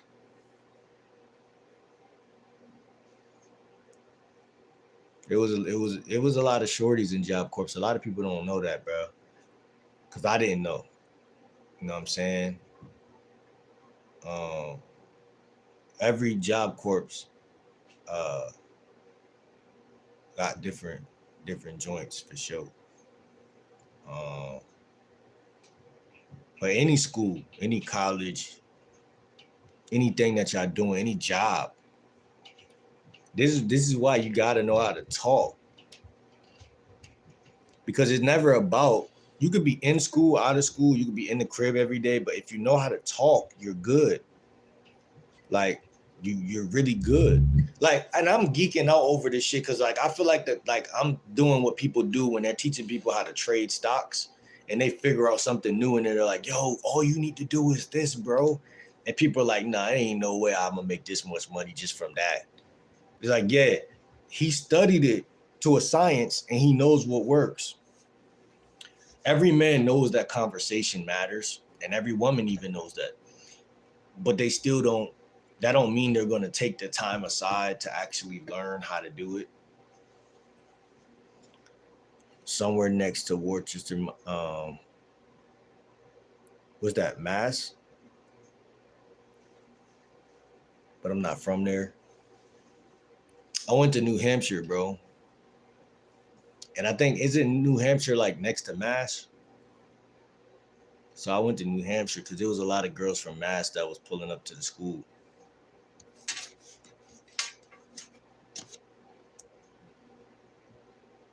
But one thing about life, before we continue with this topic, is a lot of guys could get a lot of women. They just don't. And that's the truth. Like, cause women will damn near get with anybody if that guy knows how to make her feel some type of way during the conversation. The average guy is just average. And I've been average when it comes to like conversation, but still very successful. But I knew like I ain't have no game because I'll get on the phone and I'll be like, damn, what do I say? I'll just say a couple things. I'll be like, damn. It'll be too many awkward silences. You know what I'm saying? But in person, it's just different. Because like you could be a little awkward in person and it don't really matter. Because if they like you, they like you. But like on the phone, it's really gonna show. I got better at talking on the phone once I started studying conversation. Once I started studying, when I got back from Job Corps and I started going on YouTube looking at dating coaches, I wasn't bad no more. Like it took a couple days of just listening to what they were saying, actually, because they like even Mystery, the dating coach, the pickup artist, he was like, tell women about like stories, talk about stories instead of talk like just like regular type shit. Because I seen a video he said that. So I told you I was on Periscope and I started doing that to this bad bitch. And then she skipped everybody's else comments and shit and she looked at my shit. Because I was telling her when I was younger, I used to go to New York. I used to do this modeling shit in New York. And she skipped everybody's shit because everybody's saying bullshit. She looked at my shit and was like, oh, for real? You used to do that? Da, da, da, da. I knew based on the amount of attention that I was getting out of everybody else, that Mystery knew what he was talking about. So, but I never got the chance to show or give that respect to him because I don't know him. But now that I do YouTube, I can say this. And hopefully people that'll get out and people will be like, oh, because a lot of people, references matter, bro. Like people don't just do dating coaching just to get the clients alone and shit like that. Like references matter, respect matter. Like, damn, okay, I really, shit I say, people come back to my channel sometimes be like, bro, did you do this yet? Or have you been eating like this still? Or have you? And I'd be like, damn, that feel good that people actually are watching because I'm putting the content out, but you don't really know who's viewing it and you don't know if the people that's viewing it even give a fuck about what you're talking about. It's about getting her mind, not her body, word to me. Women want to learn, teach them something, use stories to imply lessons. That's true. Women do want to learn. Now, here's the question. Do you want to be the type of guy that women just learn from on their own or the type of guy that's preaching or teaching? Right? Because even though I wasn't the best talker back then, I would still teach shit. I always been kind of like the type of person to teach shit. But I wouldn't try to teach nothing. I just let it come to me, whatever the case may be. So you don't want to become like preachy either. Like you some pimp or some shit. But yeah, if you're smart, if you're intelligent, if you're well studied and you study like I always tell y'all see me teaching shit on my channel, like I'm into nature, I'm into science, so whatever I like. You don't want to be dumb, you want to be a resource for her. You know what I'm saying? Like, so if she come to you and for guidance or she's lost, you're not saying stupid shit. But that's besides the game, you know what I'm saying? Because you shouldn't be dumb. You know what I'm saying? You should be using ChatGPT, Google, and whatever, and your own experiences, go out there and see for yourself. So you just shouldn't be dumb. But even if you're smart, that don't mean a woman's gonna listen. But a lot of women will secretly, human beings will listen. Like sometimes people think that they're not being listened to because they said something and nobody said nothing back. But you put that vibration out there. You put that energy. You said it. You know what I'm saying? You put that into the universe. So that's where people lose. They think that they're not being heard because she's not moving when you say move, or she's not doing that when you said that. You know what I'm saying? Like, but I tell God, I think God shouldn't focus on that so much, right? Especially if you're just trying to learn game for the first time. Don't focus so much on like trying to teach her something. Don't focus so much on instant results, because you can only focus on that when you get game. Once your game is solid, now you can expect things from a woman. And I think that's one of the biggest things I struggle with at first too. Like I'm telling you, like if your game not at a 5 out of 10 at least, or a 6 out of 10, if it's not above average, then why should she listen to you when there's other guys who game is at 10? Yeah, she don't met a couple of them before her life. By age 18, she don't met niggas that's natural game. They got natural game. They didn't even, not saying they probably searched up a video or two, but they naturally got game. So a woman not gonna listen to a guy that doesn't have game, in my opinion. I could be wrong. I mean, if you're a scientist or something, if you're her teacher, if you're an authoritative figure, but people don't realize how much of a stallion a woman really can be. And that's a part of having game. Like pimps know, like people in power, they know like how much women want to live on their own. Like they want to do their own. Like dads know, women, guys who are dads know that. Like imagine you have a daughter, right? It's going to be an age where she listens to everything you say, like literally. But then when she hit a certain age, like, because I'm the type of person, I'm not even going to try to control you once you hit like 15. Like, I'm going to still say shit because I know what I'm talking about. I'm older than you. But I don't like being controlled, so I'm not even going to try to control. You know what I'm saying? I want, because like I got nieces and nephews, I always say that. I ain't never try to control them at all. You know what I'm saying? I used to tell them when you go to school, be a leader, do this, do that. I'm just instilling shit. That's all I do. I instill some shit. Because I know, especially if I could tell you look up to me, I know you that is getting in your subconscious. So even if you don't think it, the fact, because there's people who told me stuff when I was in high school and shit like that I looked up to. And I ain't never forget. I would never forget.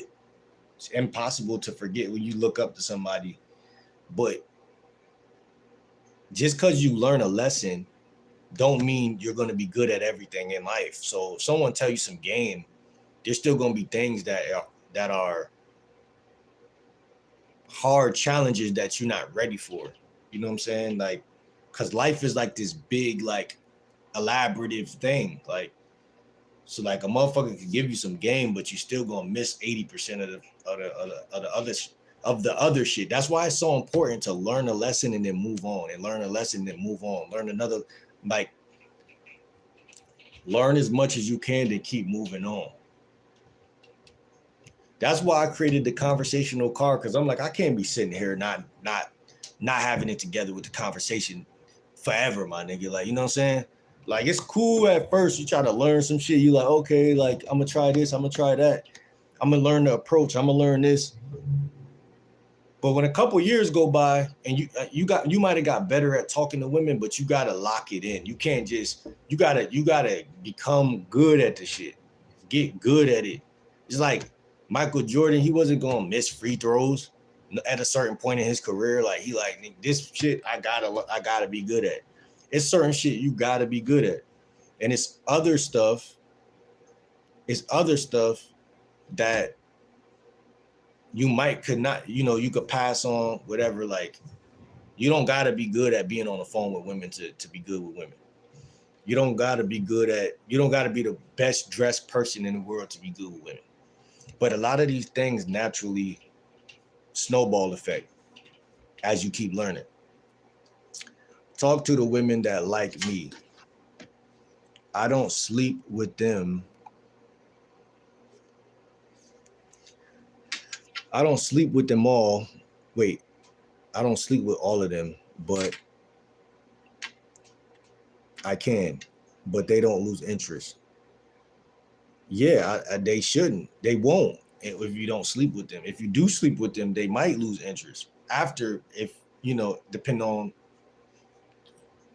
certain things. But even all, like I said, all the pimps know. It's literally a saying in pimpology that, like, if you want to keep her, don't sleep with her. You know what I'm saying? What's good, Sophie? How you been? So why would that saying ever come into existence? Once you sleep with a woman, you basically giving her. I don't know. Like, cause like, again, it just depends on how your philosophy. I'm doing great. How you doing? It depends on your philosophy, bro. Like, this is why I say it's so important to craft my own game, bro. Because, like, people overthink. They overthink things that shouldn't be overthunk, and then they underthink the other shit. And it's like, it's not about over or underthinking. It's about perfection. Like, you know what I'm saying? You can't perfect something you don't study, because it's a fucking measurement, a perfect measurement. So it's like, you could be studying Michael Jordan and learn a lot, but there's other basketball players besides Michael Jordan that were great. So it's like, you have to learn your own. Like, Reggie Miller was great. You know what I'm saying? You have to learn from everybody, learn your own pace. Like, you know what I'm saying? Like, it ain't the fact that you smashed her this fast. It ain't the fact that you smashed her this slow. You know what I'm saying? It's like, find your own frequency. Do it at your own pace. You know what I'm saying? And hold on, let me see. No feelings involved stopped us from getting money, and they gonna be there for me in the long run. Yeah, if a woman becomes your friend, she's your friend, in my opinion. If she really like you, even if she get a man, she gonna be there and tell her man, like, no, he's really my friend, and he gonna become your friend. Her man gonna be like, okay, well, she really must care about this guy. You know what I'm saying? And yeah, shit like that, bro. You giving her your energy and aura. When you sleep with her, yeah, technically, yeah. I'm gonna keep it a buck. A lot of coaches don't agree with that, but yeah, like, if you sleep with the wrong woman, bro, like, and I think that that's something that's like people don't realize, but if she got demons or her energy is low or whatever, and then she just, yeah, you just want to be careful with that, bro. Like, you feel what I'm saying? I don't really know the exact detail, but you want to be careful with that. And that's another thing. If you don't got no game, you're gonna settle for the women, like, bottom of the barrel. Period. Like, let's be honest. Let's be honest. Same with women though.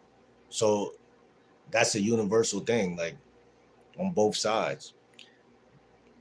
Me personally, I think that's what I've done, because, like, even like I say, like, I don't have some pretty women in my life and shit like that, but, like, as far as, like, and I can't say they were bad women. I think I had no vetting process. I had no like, no game. So it was like attract like, you know what I'm saying? If I ain't got no game, she might not have no game. So, you know what I'm saying? But, that's what it be a lot of time. Friendship better than relationship. Women want to see you win.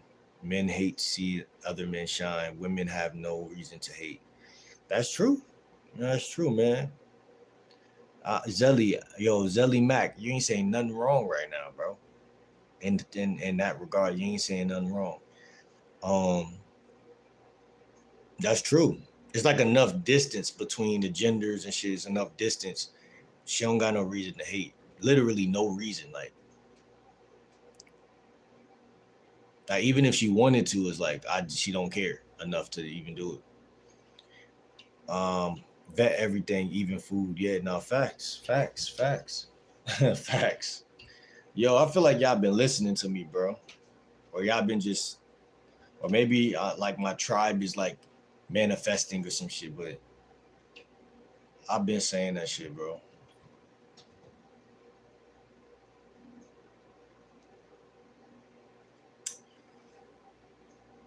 But yeah, you can't vet a, and then this is another thing I always say, you can't vet a woman that you can't catch. Like, you know what I'm saying? If you can't get her here and get her to like you and think about you, you can't vet anything. So the average guy is learning from YouTube to vet, and he can't even do it. Because if she don't really like you, you're not really vetting anything. Because she's not giving you enough energy and attention. She's not really going. So if she's not going, then it's like if you try to vet or say, oh well, this is why she's a bitch, or this anything you say from a position of her not liking you like that is gonna be a false claim, because you're not getting the part of her that really is not the same thing as another man getting the part of her that, you know, it's not, she don't see you as a relationship. Like she don't want you. So if you try to vet anything from there, it's just a lie. You know what I'm saying? Like, of course you could say, oh, she rejected me or she don't like me, so that must mean she's not for me. That's like miniature form of vetting, but it's not really vetting. She has to like, it has to be obvious that she's trying to fuck with you. And that's another thing. Like, so when guys first try to learn game, they're gonna be trying to vet women that they can't really vet, because you can only vet somebody who's really in the game with you, like genuinely trying to like really see value in you. You know what I'm saying? And so that's another misconception that a lot of guys are gonna go through. And if you swap out the word vet, you could just say expect expectations. You can't have expectations for somebody who who don't like you.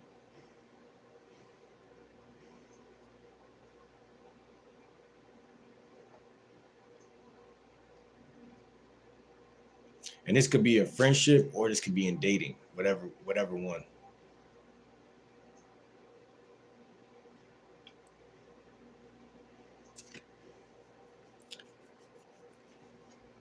So when you open up a conversation with a woman with facts or compliments, there's no tension. We need tension, fellas. We need it. It's like oxygen. So a lot of guys, like there's this guy at Job Corps that used to be teasing women all the time. He used to even tease guys. Like he used to annoy the shit out of guys. That was his whole personality. He was like a fake bully type of guy. And people would still like him though. Like as far as like they'll accept that fact that he was like that because he was so consistently like that, if that makes sense. So his form of game was to annoy or to banter or to like to like to like get on your nerves, I guess. It was funny though. I'm not gonna act like it's not funny when somebody does that. Um, People would learn to like him through that filter because that was the only filter he was given. Y'all probably all met somebody like that before. Now, he didn't like me because I wasn't going for none of that shit. Uh, Me personally, I was a little older than him, and I think for me, I was a real threat to him. Whereas the other people he probably really seen as goofies or clowns, but to me he was like, okay, this new guy, he getting too many bitches. You know what I'm saying? I really can't. I think if anything, I inspired him. You know what I'm saying? We both played basketball. We both was good at basketball. So we had to share the shine. You see what I'm saying? So it wasn't like I wasn't somebody you could just roll over or steamroll over like so easily. But we were two different people for sure. You know what I'm saying? I'm not a bully.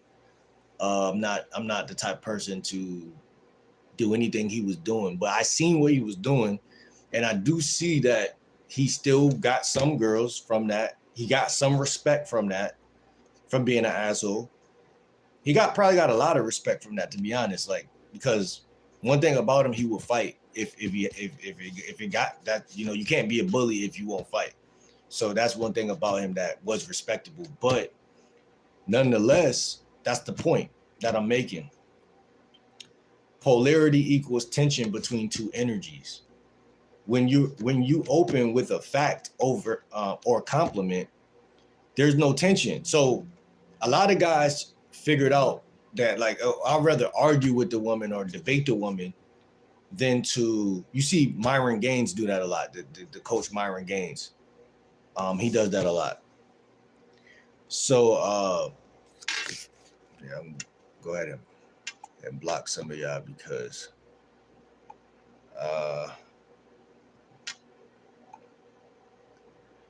so yeah, like I said, because I don't have some situations in my life where women would I don't know, it's weird, like, right, like sexual tension, and like when it comes to like, it's like when I was younger, there was this one chick that she was kind of like mean, but not really. She was Spanish, but like she was cool or whatever in the neighborhood. But like it did seem like when I started talking shit to her, that like I was seen as like this sexual, like sexual, like what do they call it? I don't know. It was like I had a halo effect, like I couldn't do nothing wrong. And which is really weird because again, it teaches men to be an asshole quite naturally because you're like, oh well, I'm getting rewarded for this shit. Some women, they like that. They like it. Just like some guys like when women talk shit to them.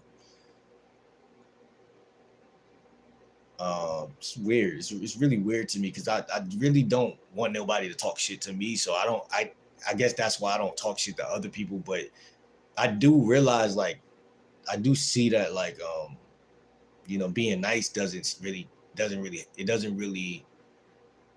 matter. Like, so you could be nice to people and all it do is make them say, okay, well, this is somebody I could use eventually or cheat on or whatever the case. But that's kind of like the catch-22. It's like the catch-22. You know what I'm saying?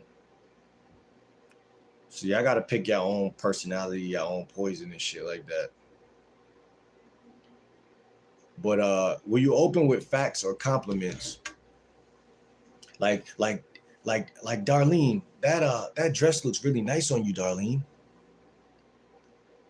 You know, and again, it all depends. Like, again, if you got steez, if you got swag, if she already sees you as somebody that's attractive, possibly it might not kill the whole thing for you right there. But it is a good chance that she's going to see you as like, oh, I already got a group of guys that think I'm hot, so let me add this guy in with those guys. I appreciate the gift. I didn't even see that, Rican. Thank you for the gift. Shout out to Rican, man. Shout out to Rican. I appreciate that. Shout out to Rican. But yeah. So yeah, I mean, pick your personalities wisely, because again, you are who you are, but you're also not who you are because you've been trained to be who you are. Now let's keep going. So when you open with facts or compliments, there's no tension. When you open with a gambit, you introduce playful friction. Playful friction. And so that's one of the reasons why the guy at Job Corps, I'm gonna just call him Jay, right? That's why even me, I didn't hate him, because I find it hard to hate anybody. Thank you for the gift. I find it hard to hate anybody. Like it's just not who I am. I'm just not a hating ass nigga. I just never been a hater. But tension is something that people don't study, right? Most people don't study. But the key word was playful friction, right? You got real friction, like real fighting, real all that other stuff that happens on the planet. But you got playful friction, which is like, one thing friction does is it opens up a door for other things to happen. And so my great guess is that what it does is it shows the other person that you're not a bitch, period. Now, or maybe you've been raised or came from a neighborhood where that was normal for you. Because like I said, in my neighborhood, it was normal there was friction in everybody's neighborhood. At what point do you stop using friction? And I can imagine that a woman would question that. Why is this guy so nice, but this guy over here is an asshole? But it doesn't really matter because I'll sleep with this guy or that guy, but this guy is too nice. So therefore he's not sleeping with me. But just the natural mental equation of that, of like, like women compare guys all the fucking time. And if you really study a woman, you notice like there's guys that she probably think are attractive, but she's not sleeping with them, but she thinks they're attractive. But then there's guys who she's like, oh, he's okay or whatever the case. But she'll sleep with that guy because that guy is hitting all the right nerves. Not to mention the body has nerves. The sexual organs has nerves. And so it's kind of like a massage to be an asshole. When you're an asshole to somebody, it's kind of like a massage. It's like a mental massage. Now, you don't want to stress somebody out and kill them. But I'm sure nature would look at that as, oh, he was just too weak, or she was just too weak to catch on to, the game of life, I guess. I don't make the rules, right? I didn't make the universe how it is. I'm just studying it and realizing like, okay, because again, there's people who probably think I'm an asshole. There's been people in my life and shit like that, but I never tried to be. Now, there's people that I probably did accidentally bully and shit like that, but that was like without me even realizing I was doing it.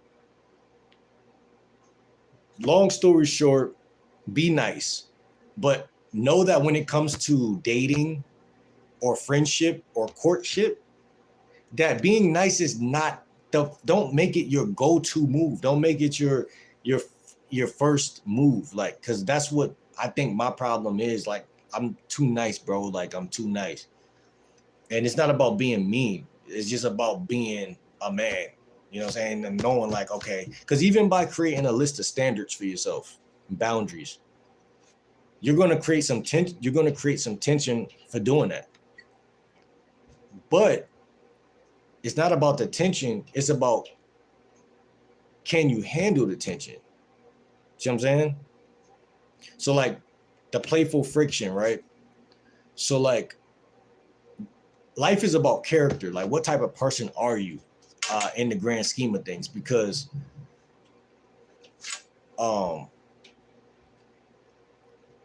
you just got to be ready to back everything up if this is the path you're going to take. Put it like that.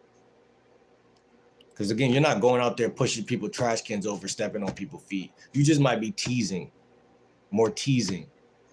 And you don't have to start off teasing strangers like you're some asshole, but you just want to incorporate the humor and the teasing in early so that people are beware that if you're going to be around this person, that is not going to always be a fucking a cakewalk and shit like that. It's not going to always be comfortable. It's not going to always be fun. An example of this will be, this is what you don't do. Hey, you're really pretty. This is what you do. You look like you'll cause some problems on a vacation.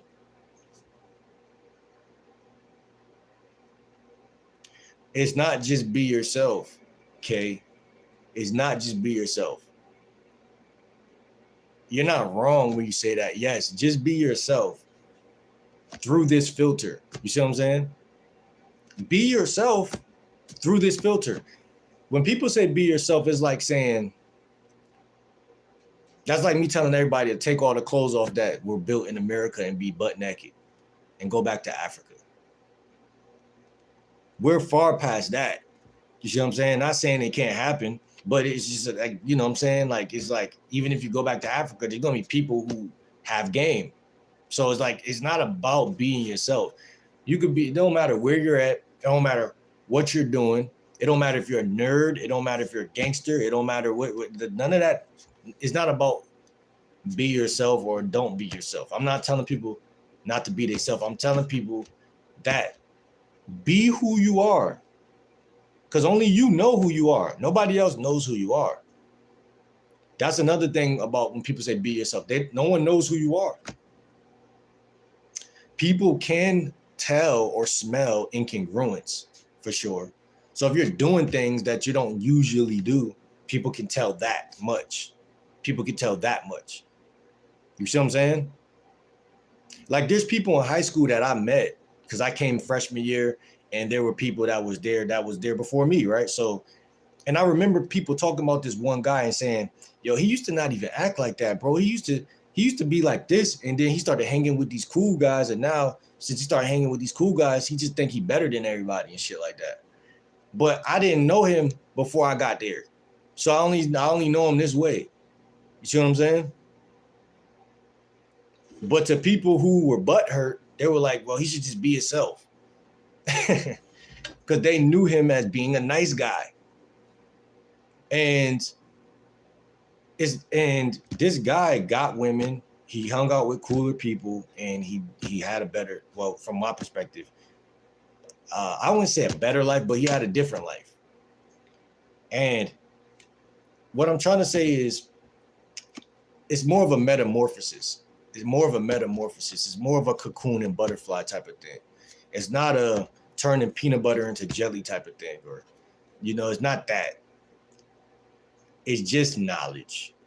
Knowledge could be weaponized. It could be evil, but you shouldn't. And I'm telling people, be, like you said, be who you are. Be nice. I'm a nice guy. Like, I personally feel like, I'm not gonna say I'm a nice guy. I can't say it, because see, again, y'all don't know me. Y'all haven't seen me grow up, and y'all don't know me. Let's go, baby Cowboys are taking it this year. Telling someone to be themselves is kind of like bad, like, because you don't like, and that's why I don't tell people to be themselves, because I don't know who you are. Now, maybe the word be yourself is like a, like, how can I explain it? A roundabout way of saying something else, if that makes sense. Go Canes, but Indiana might whoop us.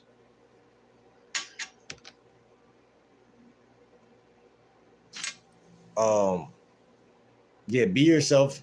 When in this field that we're in is bad information. Okay, I'm not gonna lie. Like, yeah, that's something. 7 years old. That's something you tell your son when he about 7 years old. You be yourself so they can understand. But when it comes to being a nice guy and being somebody who understands relationships, it's two different things. Like, if I tell my son, like, oh yeah, or my son come to me and be like, I wanted to talk to this girl, but I was just talking to her like we were friends, and the whole time, blah blah blah blah blah.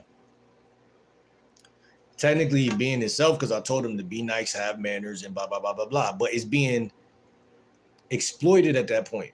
Like, what I taught him is now officially being exploited, because the same guy that doesn't talk to the girl the right way is the same guy that gets bullied. That's what I'm saying. He's not going to know how to handle situations. It's too nice. See what I'm saying, Kay? So it's a thin line. You know what I'm saying? You can't be being nice.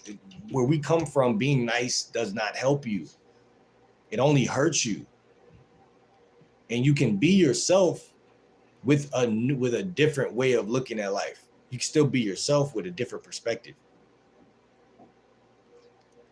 So I don't know if that resonates with y'all or not, but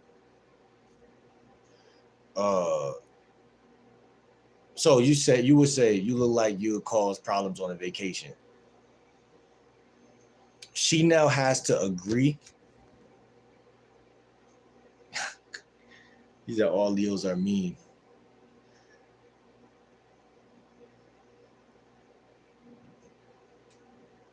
I don't know. There's a lot of Leos, like Chief Keef, Young Thug. What I think about Leos are they're prideful, but they're like confident. But people be saying a lot of different things. They be like Leos are delusional or, whatever. I don't heard a lot of different things about Leos, but mean could be. I see why somebody would say a Leo could be mean. But again, me, like, I think anyone who know me, like, growing up, like, I'm just like, I don't know. I could be either or. I'm gonna be honest. Like, when I look at my whole scope of my life, but I think I'm more nice than mean. For sure. Cause I always look. I'm an optimistic, positive thinker. I want everybody to be comfortable, safe, and all of that good stuff. But I feel like what is very Leo like about me is like if you step on my feet or try to if you are disloyal or betray me in any type of way, I'm gonna be hurt. You know what I'm saying? And that's one thing about Leos for sure, is that they're big on loyalty. And so once you show them even a slither of disloyalty, it's just over. Like, you know what I'm saying? At that point, I might just, and I'm not like a sensitive guy where I'm gonna be trying to hurt you, because that's like some Scorpio shit. I'm just gonna be like, damn, that's fucked up. I'm good on that person, and I'm gonna move accordingly, and then let that person figure it out on their own. You know what I'm saying? You said, yeah, you know what? What I know, you can be nice, but some men may show feminine energy different from just having good mannerisms. Yeah, man. I created this course called Explanatory. I created this last year, like mid last year, because I noticed like I'll keep explaining myself. Like, will there be certain women that I'll talk to and there'd be some fine shit? It'd be as if it'd be almost natural that at some point in the conversation they'll ask me something and I'll feel like I'll find myself explaining myself.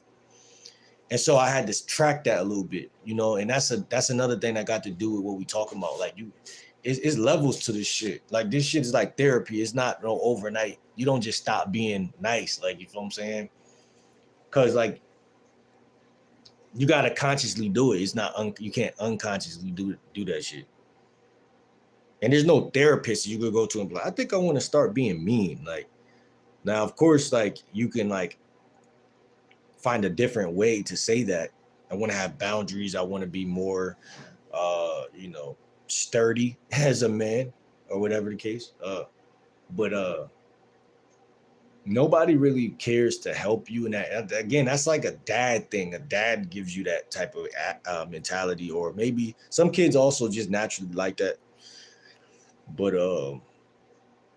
like I said, when I was young, man, I was taught to kind of share my toys and just be cool, like, you know what I'm saying. And that just was how I was to it, like, to add insult to injury. Like, I wasn't around too much hostile shit growing up, you know what I'm saying.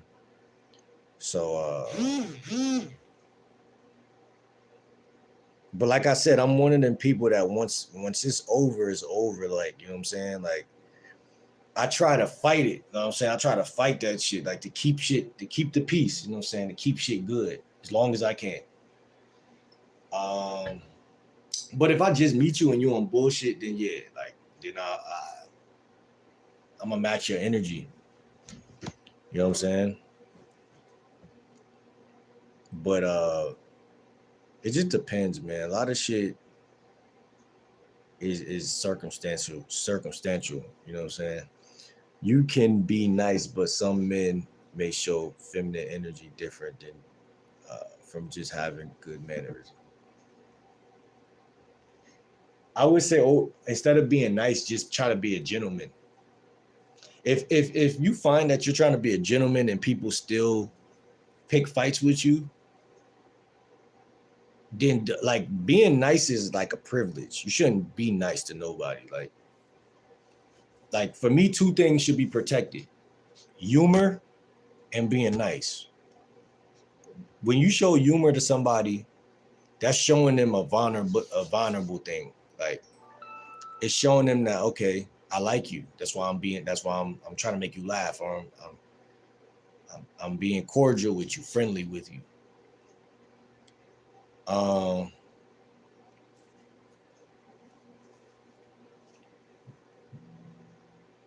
yeah, man. It's just a learning curve type of thing. It's like it's not no.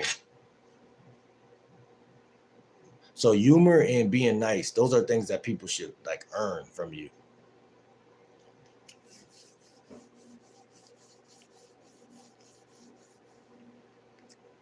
Assertive and therapists will wait. Assertive and therapists will help people with becoming assertive. I believe therapy could help, but it's just your mentality too, and just your willingness to be independent, right? At what level can you be independent versus codependent is definitely going to affect how soft you are.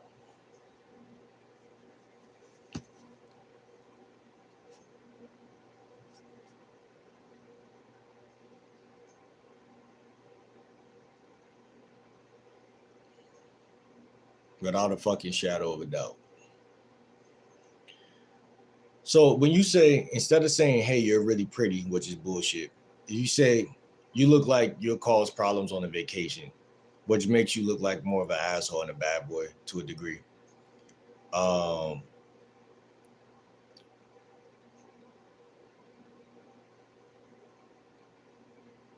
that's hilarious.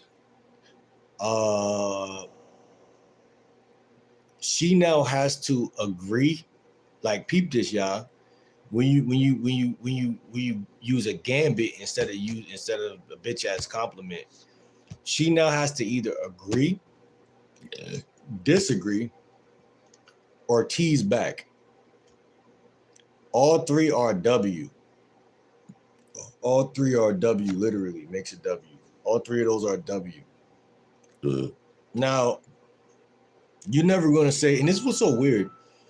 You're never gonna say you look like the type to cause problems on a vacation, and the woman's like, "Oh, whatever," and you look like a bitch ass nigga.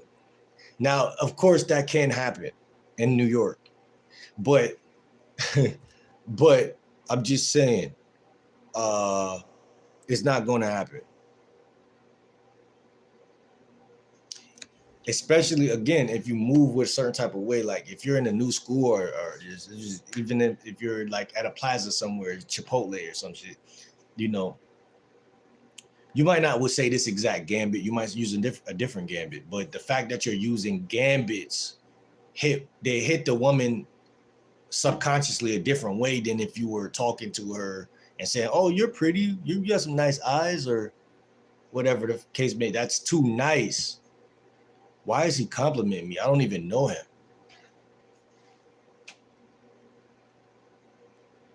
Yeah, all Leos are like that. When someone hurts them, they don't get second chances. Leos keep their guard up for real. Yeah, and it's not even something I try to do. Um, it's something that I'm going to do. Cause it's like some people you love so much, you give them the benefit of the doubt regardless, because it's just like I'll be playing all the chess moves. Some people you love to the point where like, because here's the thing, right? I'll cut you off so that we don't. So like I'll cut you off so that like this is the best move for the both of us. because we were obviously cool or dated at one point. So I'll cut you off so good that we don't have to look. The last thing we know about each other is only the good shit, because it could get way worse. So like, it'd be better this way. See what I'm saying? And you'll eventually realize that, like, okay, well, damn, you know, because if we would have stayed in proximity, it would have been real smoke behind that shit that you did. So we might as well just keep it a boundary and shit. Number 2, Gambits move you out of approval mode. Approval seeking kills sexual energy, right? And I found that, and that's why I told y'all with the explanatory product that I made, women quite naturally move guys into a position of prove yourself. They do it without doing it. They quite naturally do it. And I tell guys to approach 15 women a day. So, I mean, you're gonna cross paths with some fine shit. Yeah. So if she give you her number, y'all start texting, it's gonna be too easy for you to be like, all right, how do I not fuck this up? It's gonna be almost impossible for you to not think that way. And what's crazy is while you're thinking that way, someone else is thinking this way. And typically she already met guys who think this way. And she already discovered that this way makes her feel that way.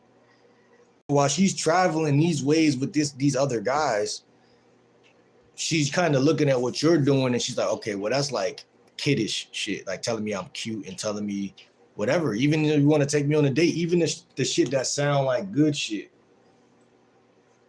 could still be bitch shit. Nothing wrong with complimenting if it's how you going about it, body language, eye contact, and demeanor. No, I believe something is inherently wrong with guys who do that.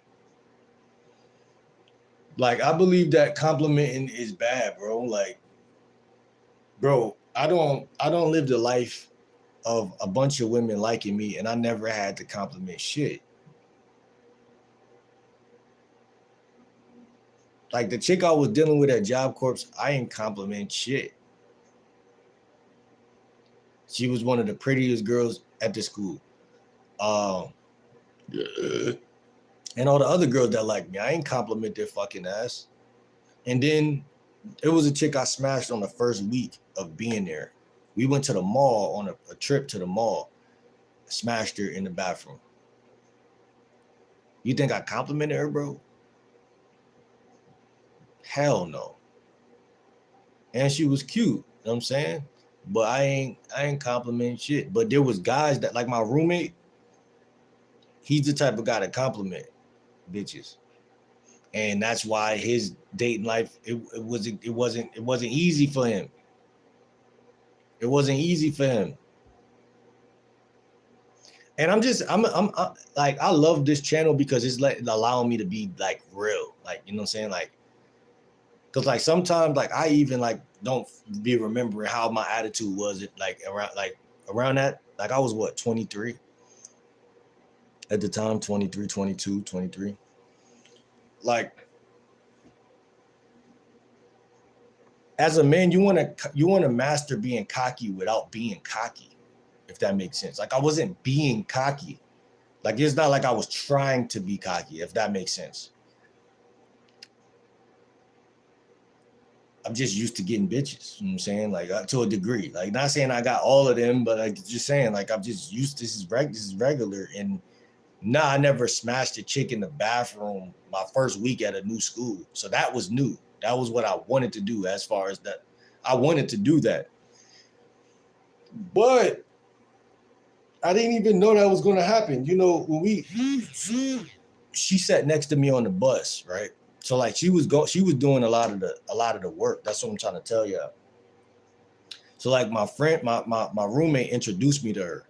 Oh, this is Will. Did you meet Will? So he was making me look smooth, you know, the whole time. Now, as soon as I seen her, because we was on campus at this time, when I seen her, she was sitting down, kind of doing something. And I seen her, I'm like, oh, she looked good, you know what I'm saying? But at the same time, I'm not thinking too deep about it. I'm just like, oh, how you doing? She's like, hi, but I noticed the way she was looking at me was like with pure attraction, like.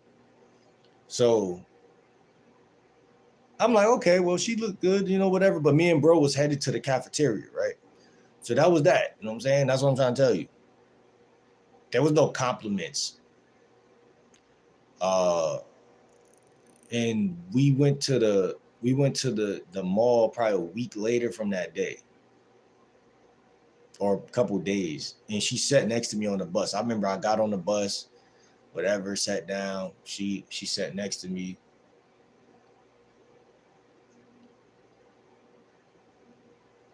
And you get touchy-feely on the bus. You feel what I'm saying? As much as you can. I don't really remember. That's a blur to me, but I remember that. And we got to the mall. Everybody dispersed and went in their own directions, whatever the case may be, to like probably to go get some food or whatever the fuck. I was still new to the school, so I don't really remember what nobody. I was just geeking out over the fact that like, yo, like this ain't like high school where they're chaperoning you and shit. Like, you know what I'm saying? So you really like get to like really just do whatever. And so I'm already thinking like, my mind already thinking like, damn, like me and her might could duck off. Cause I think I told her that either on the bus. Cause I was like, yo, like, I think I was trying to do something on the bus. And she was like, well, when we get somewhere, I'm like, I bet. I think that's how it happened, actually. Yeah, I think that's how it happened. So like, I'm just saying that to say, bro, compliments are, that shit don't. Maybe I'm not on the dark web, but I'm on the dark side of YouTube saying this shit. But listen, man, that shit wasn't. And then even before that, all the women I met before that, like even the ones that was fun, like even in middle school, high school, like fine shit that I was trying to talk to, I like complimenting wasn't really something I was doing. The compliment was the attitude and the confidence that I'm on you. You know what I'm saying? I'm on you. Like, you know what I'm saying? Like, I'm showing that I want you in ways that is just unspoken. Like, I'm not saying anything. By me even being around you, making myself around you, and then saying something that's like, I would never like obsess like, oh, you got some nice eyes, this and that. I don't know, bro. Like, I don't really know, actually, even how the shit would go down. It just end up going down, bro. Like,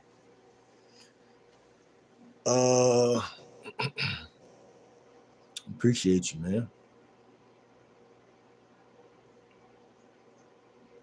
I think even this gambit tactic will not work for women who are not used to men being disrespectful. Yeah, if it's a nice, okay, everything has a loophole in it, bro. Like, so of course, like if you're talking to a woman, and the type of woman you're talking about may not just like you. She might not like your type. You know what I'm saying? Because I know what type you're talking about. But it does work. Everything is done in context and sequence. So you don't walk up to a nice woman and tease her. That's what I'm trying to tell you. Because that would be illogical, right? If we're playing a game of chess, the gambit is connected to the horse, the knight. The knight is the most like it's a piece that's like it throws people off. It's supposed to throw people off. That will work on somebody who, like you said, like that already thinks you're hot or whatever the case. Usually somebody who appreciates that type of attention, if that makes sense. It fits into their psychology. Like, oh, he's teasing me because he liked me. That feels good to me. But there's people on the planet, like even me. Like I said, I'm a nice guy. So if somebody just start teasing me, it's not gonna be something I'm just gonna be like, oh, okay. Like I'm gonna be like, why this motherfucker coming up to me saying, like it's gonna be weird for me too. So I understand both sides of the coin. Now, with a woman that works in a library or in a coffee shop or someone that's more peaceful, You can still tease them, but you got to kind of talk to them and have some small talk first. Like they got to know that you're like, you don't mean nothing by teasing them. So the art of teasing is, some people you could tease fast. Some people you set it up first and then you start teasing them. You see what I'm saying? But you set it up with the small talk, or like you build rapport first. You build some rapport of like basic small talk, like, oh, what brings you to this place today?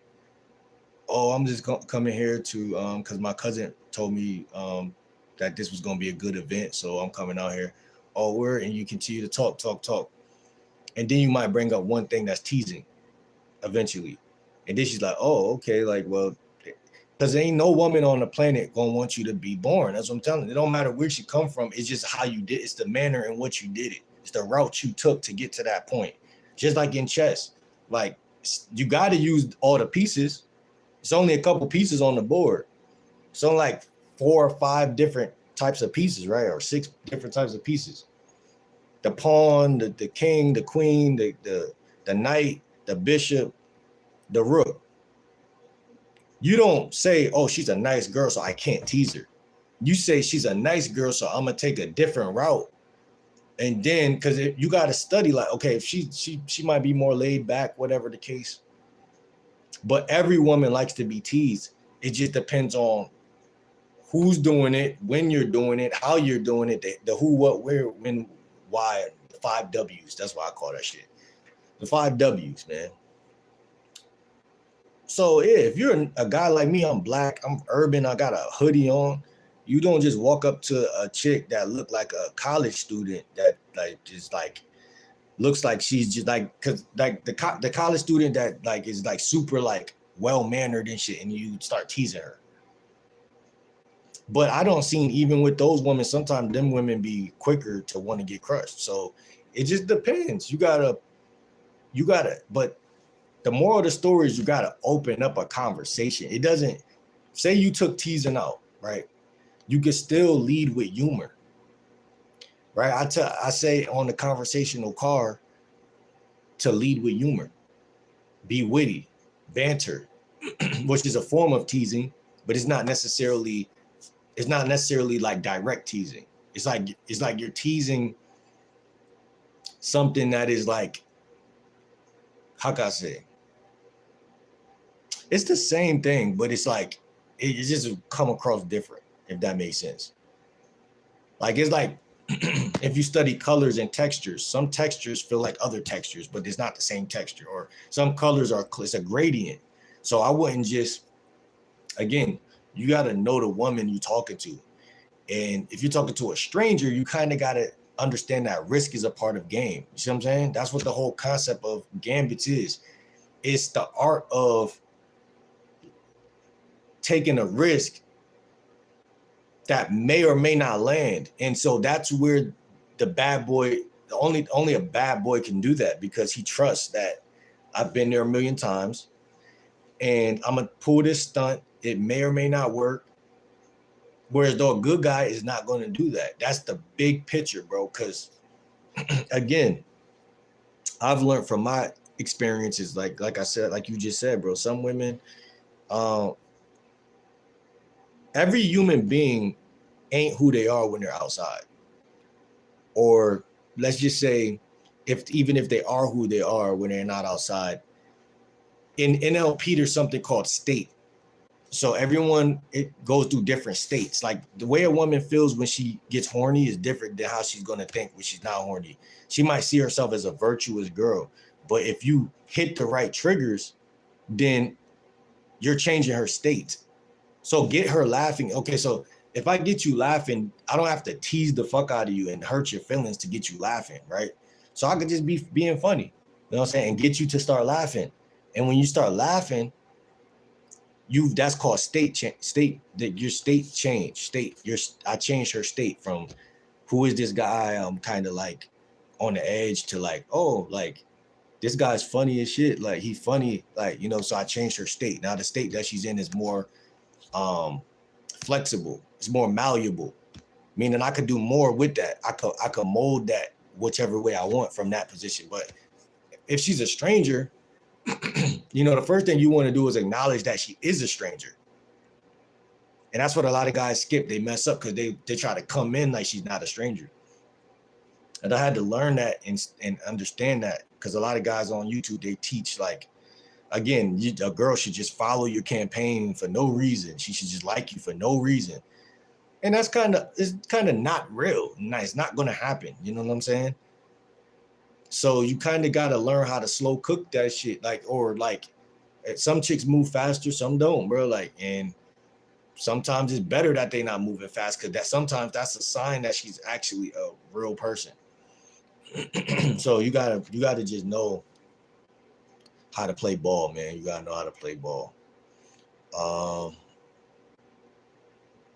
Let me see. Everyone is different. I'm a opicus. So what works for me might not work for you. We all in our own lane. Facts, man. That's why my name is Game Like Will. You know what I'm saying? Like, that's the whole concept of my channel. I know everybody not gonna game like Will, and that's why, like, if you listen to everything I said today, I said, like, when I got back from Job Corps, man, I was listening to multiple different coaches, and I was trying to game like one of them at first, but you know, it dawned upon me that, you know, you got to game like Will. Literally, you have to do that. Like, that's funny that that's my name, but that's literally that's my whole story. Like,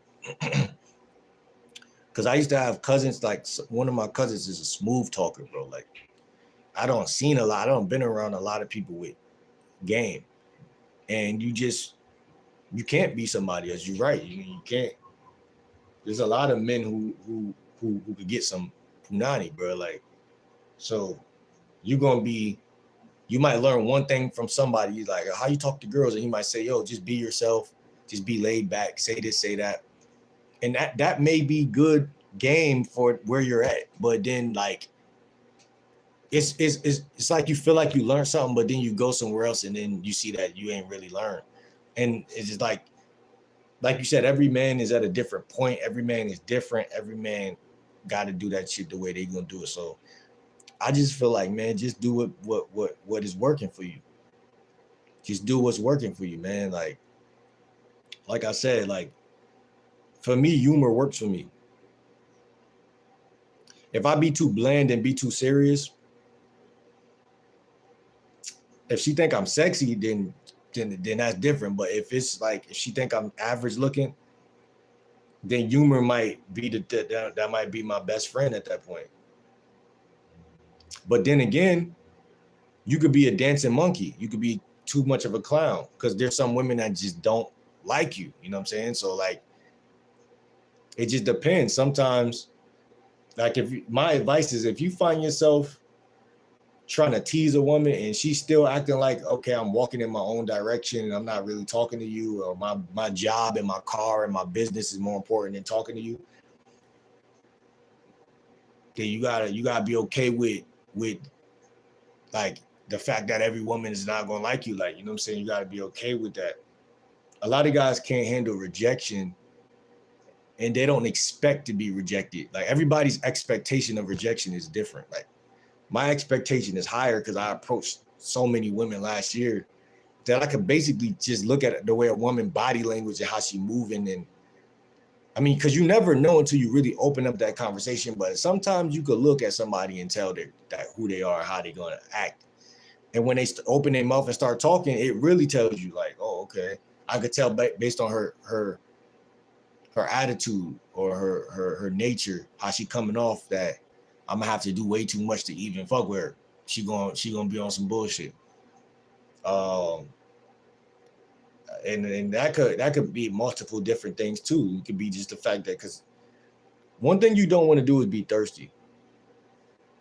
So that's why I tell guys approach 15 women a day, because you want to kill scarcity, because scarcity is a plague that's plaguing a lot of people.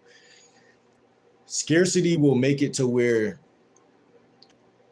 in another lifetime you would have got her, but you can't get her in this one because of the scarcity. So you might be a guy that she thinks is attractive, but based on the way you coming at her, she'll never give you a chance. See what I'm saying?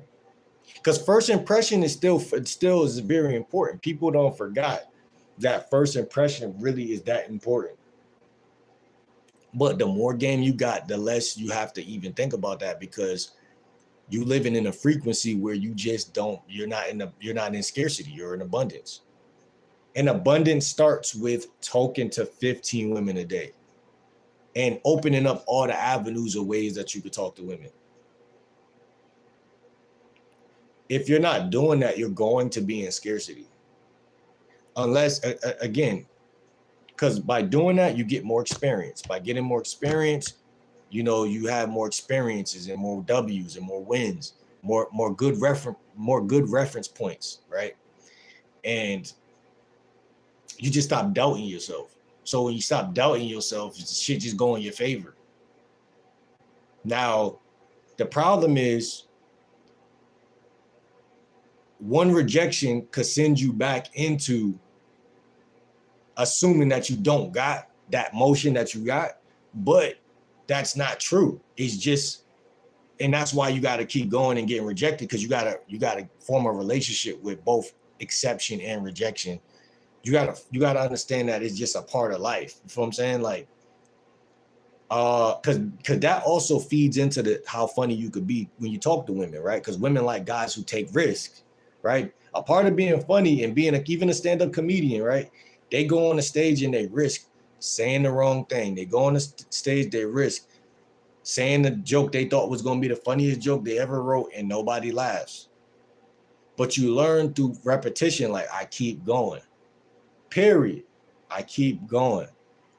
And when you keep going, you're like, okay, like, not saying you keep going with that same woman, but you keep going as far as, okay, this chick said no, let me go to the store and buy, a soda or something, and oh shit, there goes another chick. So let me see what she on, you know what I'm saying? And again, you got 3 different routes. You could go with your standard approach, you could use an opener, or you could use a gambit. Me personally, I'd rather do my approach just to get those social muscles like get them social muscles like lubricated. And I'd rather, like, at some point do a couple gambits, and that'd be more so my indirect game, doing a couple gambits, a little bit of teasing, like when the sun go down around 4 or 5 o'clock, you know what I'm saying? But start off the day, just do your regular approach, because that's what's easier for me, because I don't study that shit so much. The approach, I'm just saying, excuse me, that's the opener to the approach. Excuse me, you caught my eye, you look good, whatever. You get into 4 or 5 different interactions like that, now your social muscles are lubricated. Now you just walking around just saying what's up to people. It's just easy. You just got to have your way of getting into that social mode. Once you're in that social mode, who gives a fuck if a bitch don't like you at that point? See what I'm saying? And that's kind of how it went at Job Corps, right? I told y'all my first day, my roommate was on my bus, and he was cool, and I was just being cool with people. I was cool. I was just being nice, like, as far as just like, whatever. By the time I got to the school, I knew a couple people, and it was just like, you got social proof. Like, women react more to social proof than they react to the fact that you want to fuck them, by a long shot.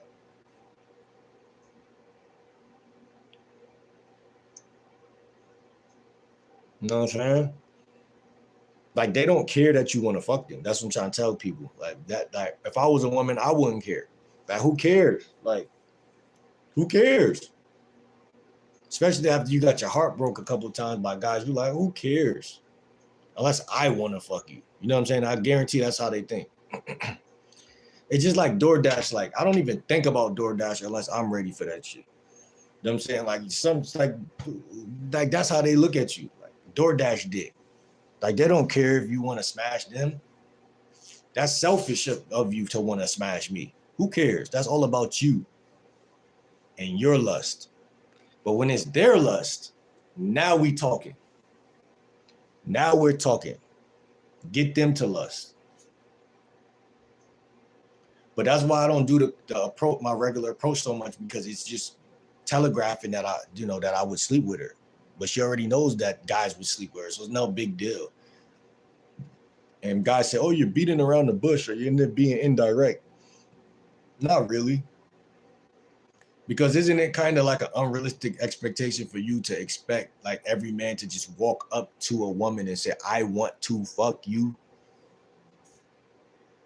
Then when that's not how sex or sexual like situations really go down in real time, like I tell you, all my life, and I don't had like bruh, double digit body count way before Job Corps, like, and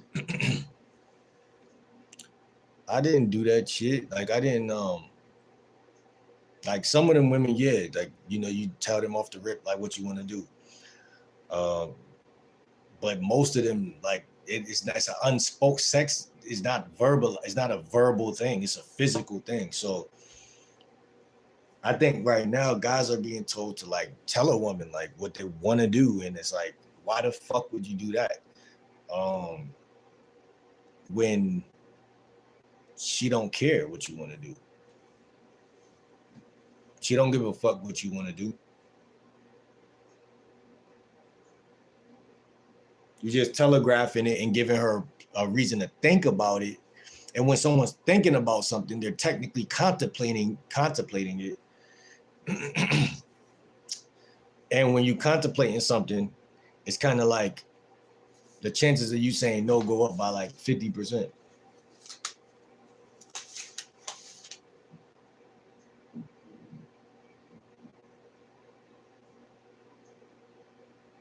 Like when you go to a restaurant to get food, you don't really contemplate it. Like, and if you are if you're contemplating it, then like you're like, I mean, you might still go with it. The move, you might still eat that food, but it just depends how good that food is. But I mean, if it's a restaurant you never had before, you might not do it. It's like the difference between having the money to do it and not having the money to do it. Like if I got enough money, I'll just try the new food. Like, you know what I'm saying? So it's all about the state that you're in and what you're willing to do. That's why approaching women is also stupid too, because you walk up to a stranger who might be going to work. Most people don't even want to go to work. And you're walking up to somebody who's already in a bad mood and you're trying to get their number, and they're like, the chances, I mean, you're putting not your life in their hands, but you're kind of like, it's kind of like you're trying to get something. I don't know. It's just like, to me, not the smartest thing. Yes, when men don't give women a compliment and don't be pressed, it will make them want to keep trying to get your attention, especially when they not used to that. She said it herself, man. And this is a beautiful woman right here. And that wasn't a compliment. That was just me, that was a compliment without me trying to compliment, if that makes sense. But yeah, she said it right there. Like,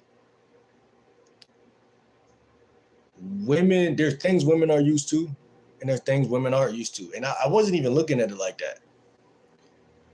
But that's true. Like, there's things that y'all are used to and things y'all are not used to. That's a fact. And that's a big part of the game, is doing things that women are not used to. But I'm kind of teaching guys how to be so much of themselves that they naturally do that. Like, women are not used to a lot of stuff. They're not used to guys being themselves. Like, they've been around guys before that were being themselves and guarantee they were attracted to them. But what I'm saying is, as they get older, they become more distracted with the fact that so many men aren't being themselves, that it becomes more important to be yourself. You see what I'm saying? That's what's so crazy about that shit. You become more attractive by being yourself at that point. Whereas though maybe in like 6th grade at middle school, you could have been being yourself and nobody gave a flying fuck because most people were being themselves. But as you get older, it do become a little bit more important to put your attention in that area of like, oh, let me make sure I'm being me. I tell y'all guys to journal every week, just to stay in alignment with who you genuinely are, um, and things of that nature. You know what I'm saying?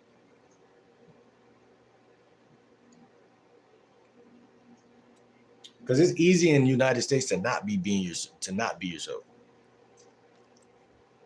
and become misaligned with who you are.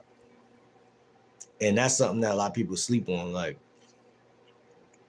But like I said, it's not the fact that you're just being yourself. Yes, that counts. But it's like being yourself through what filter? Like, be yourself first. It's like putting on your seatbelt in the car. Be yourself.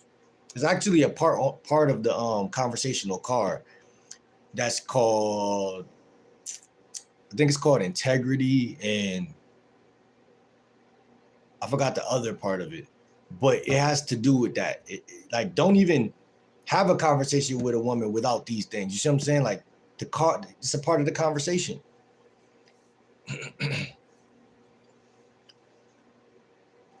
So yeah. So I would argue you're not even having a real conversation with a woman if you're not doing some of that stuff.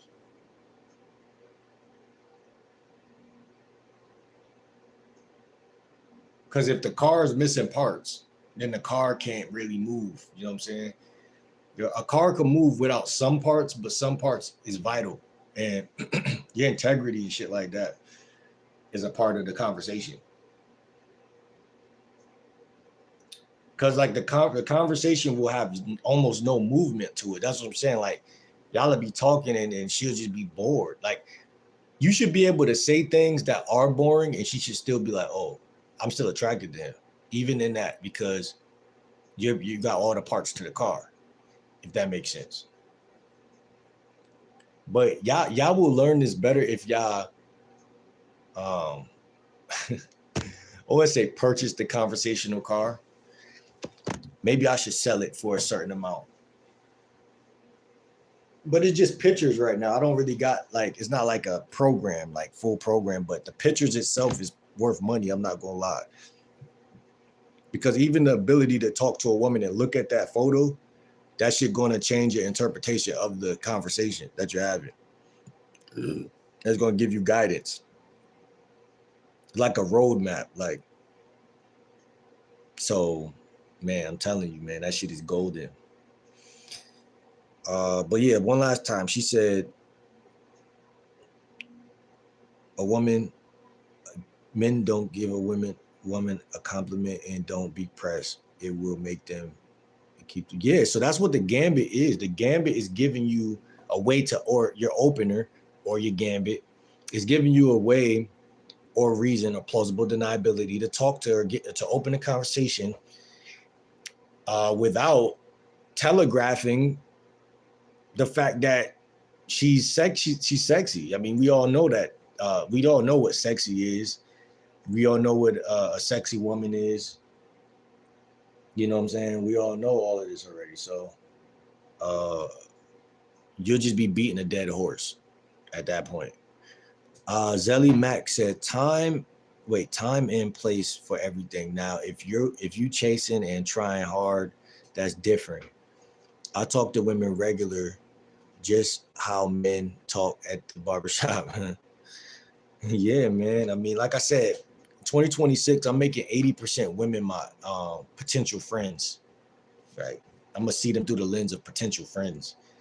And then 20% of women, I'm gonna see them as, oh, she looked good enough to actually go with that move and try to approach or talk to or whatever the case.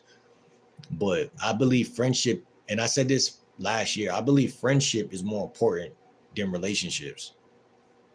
So that's my way of agreeing with what you're saying without agreeing with what you're saying. But like, even when I sign up for the gym, which I'm trying to do soon, or form some social circles around some things that I'm interested in, there's obviously gonna be women involved, right? And I mean, I don't have to sleep with you, you know what I'm saying? And I don't have to sleep with you to tease you. You tease people that you fuck with. You tease them. So I mean, it's like just another language, you know what I'm saying? It's like a different way of it. And ironically, when you're teasing a woman and she, again, like she said, she can't telegraph that you're like everybody else or that you want to sleep with her, that's 10 times more seductive than if she knew you wanted to sleep with her. Because it just feels like an experience, like I'm having fun with him, like, you know what I'm saying? Like, it's really seldom that you meet a guy you could just chill with and just have fun with. Why you retract your message? I was just about to read that. Or did I read that already? Nice painting, different backgrounds respond differently. Are you saying like the background and shit, you fuck with that shit? Yeah, I try to move the camera around as much as I can, man. I try to get some different scenery as much as I can. I gotta pay my cell phone bill. So I could really move around and shit. Bring y'all.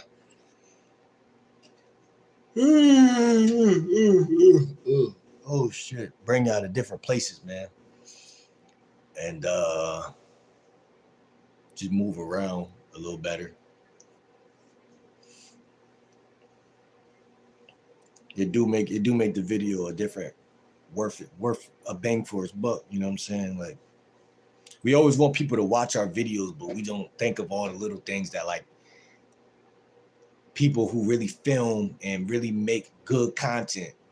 Like, I'll be watching a couple of people, like, especially now that I watch a lot of comedy and a lot of skits and shit. Like King Batch. I don't know if y'all know who he is. He another YouTuber. He been around. He one of the OGs of YouTube. And sometimes he just do skits and shit. He got like a good personality. And when you look at how these guys do their stuff, you just gotta look at like the little differentiating details that they do. And it's an art, bro. It's an art. It's an art to it. And you could it's easy to get trapped in being boring with this YouTube stuff, and people just get used to seeing you in the same spot every day. What's good, Morris? How you doing, brother? Like how you was playing hard yesterday. How was I playing hard? Let me know. I'm curious about that.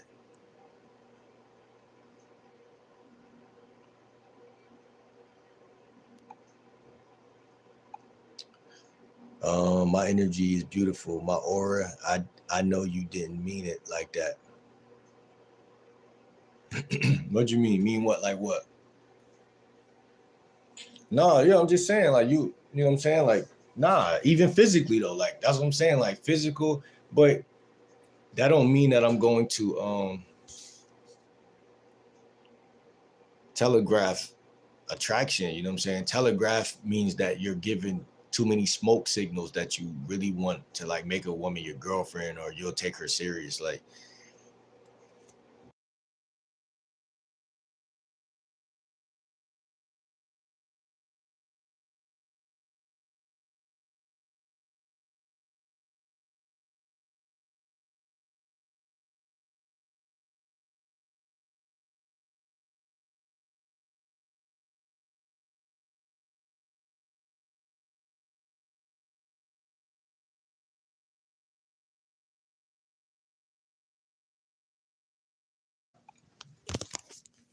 yeah, it's just telegraphing.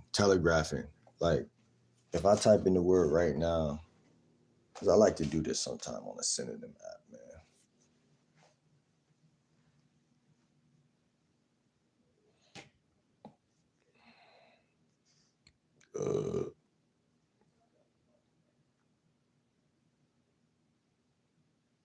We're gonna go live again later today too, so be on the lookout for that.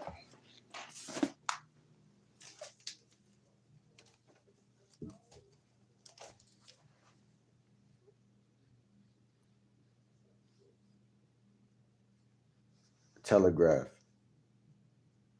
And if you look at the word telegraph, the root word in telegraph is tell. I mean, the word graph is in there too, but tell. Like a true player knows that he doesn't have to tell a woman. Like a true, this is, and I think this is how women are seeing that, like unconsciously. Like a guy that's been there before does not have to tell me that he's attracted to me. You see what I'm saying? It just feels, it's creepy. Like it's just like off. Like it's just like the wrong move. Like because it's like as if you don't trust that you're gonna run into her again, or you don't trust that you know. It has to do, in my opinion, with those elements, like trust and like confidence. Like if you're really confident, do you have to really tell me some shit?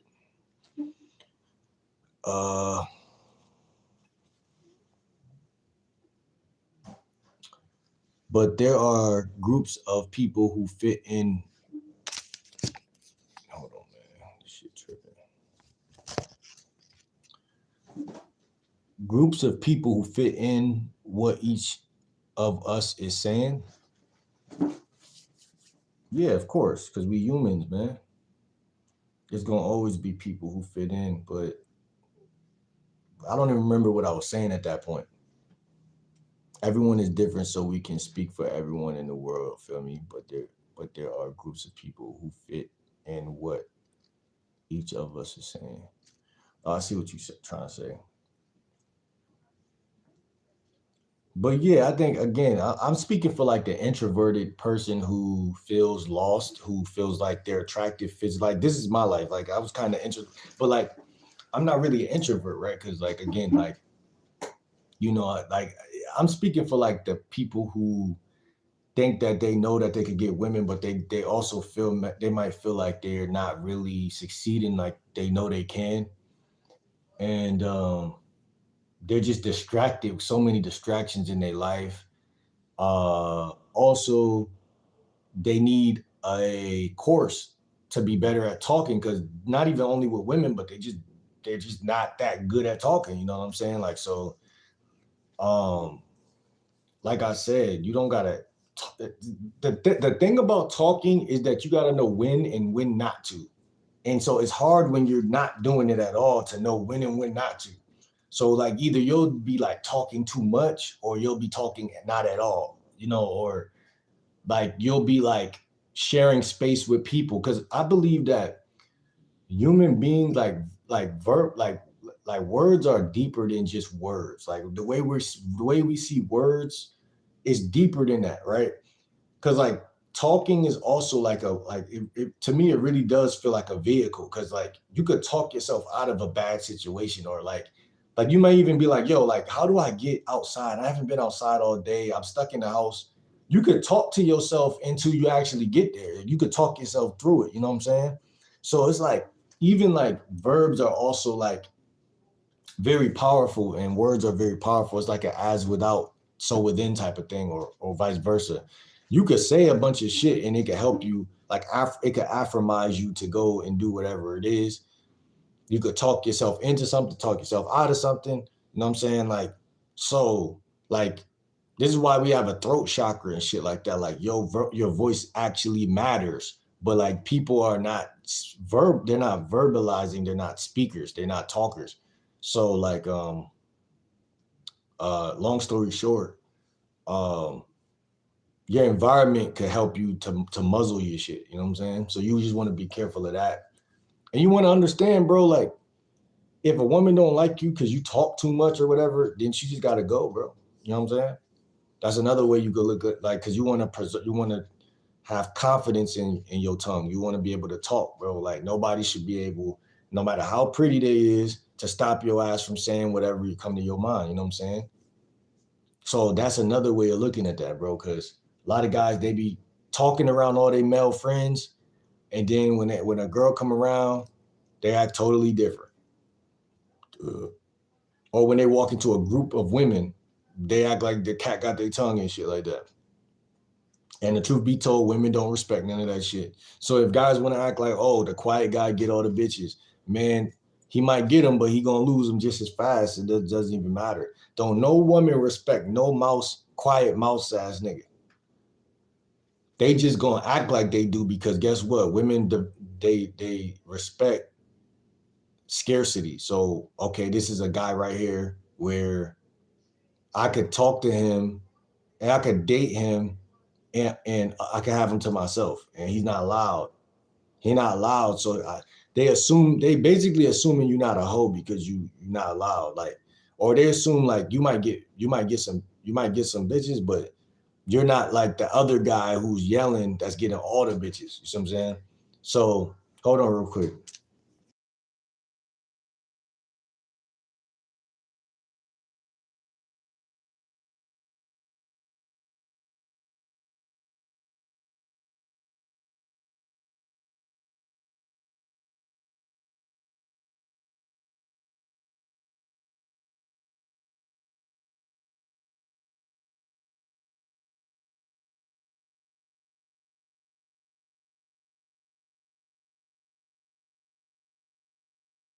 Oh my bad. Y'all gotta speak up, man. Life is about talking and walking. And it's ironic that those words rhyme because usually they do kind of go hand in hand. Like people who are scared to talk is the same people who be scared to walk, bro. Like they go hand in hand. Like, and then people are taught that men are supposed to be silent and women are supposed to be all gossipy and shit. So then guys be like, oh, well, I feel like, you talking too much. But bro, think about it, bro. A real like talking is a sign of power because it show that you're not scared. Just like not talking, show that you nigga you ain't empowered, nigga. You know what I'm saying? You not talking. Now, granted, selective, you want to know when to shut the fuck up because that's also power. But you want to shut up with everyone knowing that he does talk. He's just shutting up. Not the other way around. He don't talk, but he just speaking up. That don't get no respect. But the other way around do. Oh, he always talking. He always dictating and ruling shit. But he just right now he just being quiet. And people will be like, oh, that's attractive because he's choosing to be quiet.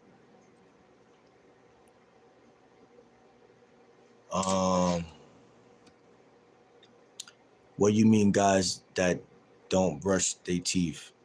No, I'm not saying guys don't brush their teeth. What's good, sugar?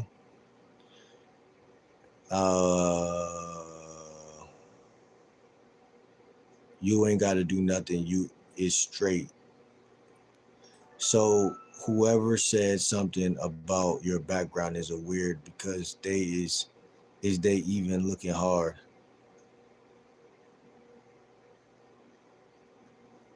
One dozen eggs, bruh. You was mad. Yo, why? Yo, y'all wasn't even saying that much the whole time. I'm thinking y'all is responding and shit. Y'all just listening or something. Go ahead and drop a one if you're still in the chat, man. We've been live for 3 hours, man. Actually, let's get back to the main thing though, cause I be going off on a fucking tangent and shit. K still in the motherfucking chat. Shout out to K.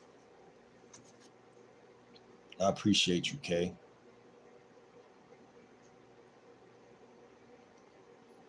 Shout out to Florida. I'm definitely gonna take a trip to Florida. I'm definitely gonna take a trip to Florida.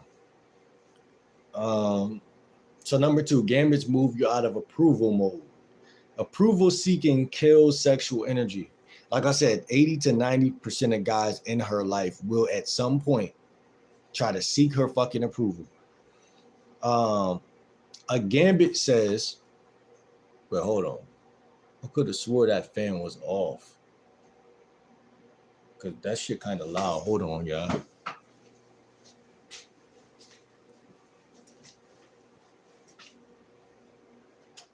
bitch ass shit up.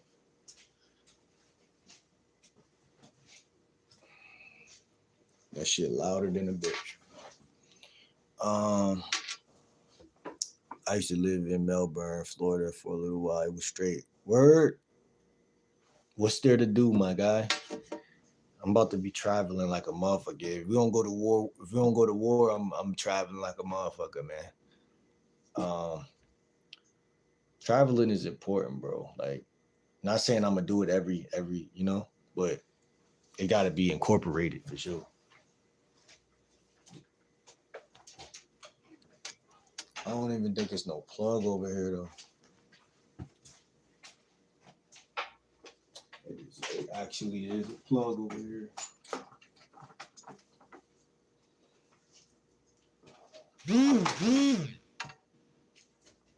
Literally a plug right there, man.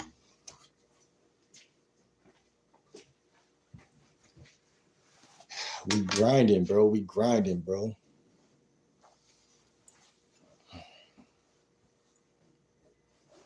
So a Gambit says, I'm willing to be misunderstood. I don't think y'all understand how powerful that shit is right there that I just read to y'all. The Gambit itself says, I'm willing to be misunderstood. Like, think about the knight chess piece on the board. When you move that, peep game though, Zelly. When you playing chess, you know the knight, the horse on the chessboard.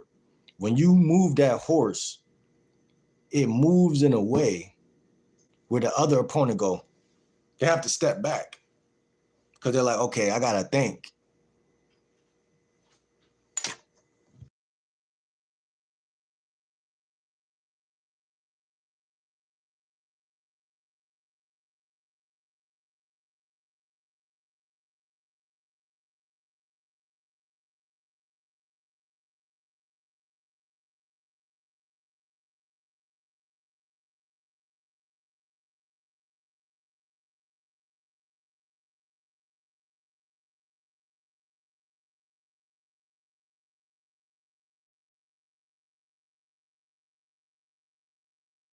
Hold on, y'all.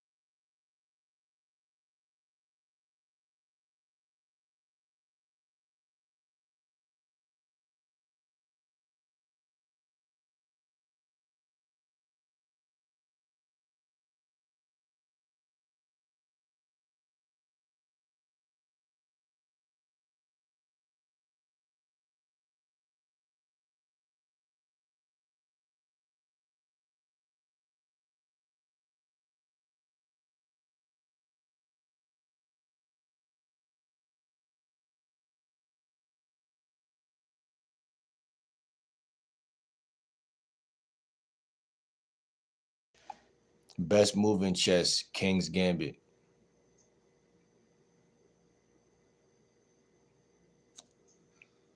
So the word gambit is crazy because it could be used that way too, as far as like a move, like, but like that's what no, that's what it is. Like when you're talking to a woman, it's a move that you're making. But the chess piece that the gambit in the when we talk about in dating, there's a word called gambit, but the chess piece that's most associated is the knight with when you gambit a woman. Definition of gambit, because I said it earlier, but it's a gambit is not a pickup line. It's a controlled emotional risk that creates movement. a controlled emotional risk that creates movement. And it's really like it's that's the explanation of it. But what it is like I'm saying something and it's getting a reaction out of her. Whereas though, again, saying that she's pretty or she's cute or even doing your regular approach, excuse me, how you doing? You caught my eye. None of that's a gambit. That's just talking to somebody. A gambit is more dynamic in terms of it's 90% likely to get a reaction out of somebody. And it could be associated with a question. You know, it could be kind of like a assumption, a statement. It's in that fine line of teasing somebody, but it's not literal teasing either. It's like, are you more the type to cook?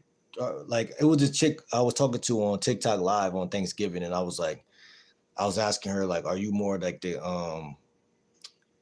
type, like the canned, because she was talking about how she gonna help her mom cook and like how it's all good and shit. I was like, are you more the canned, what, how can I say?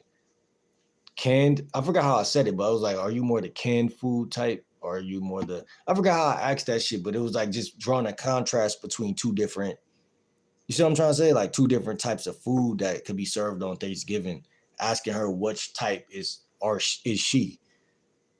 Like that was the opener to the conversation for the rest of the conversation. And the way she reacted to it was natural, easy. It makes it easy for women to go into that with you. Like they're more likely to dance with you in that, with those type of questions, than for you to tell her she's pretty. And remind you, the girl I was talking to, she was a straight dime.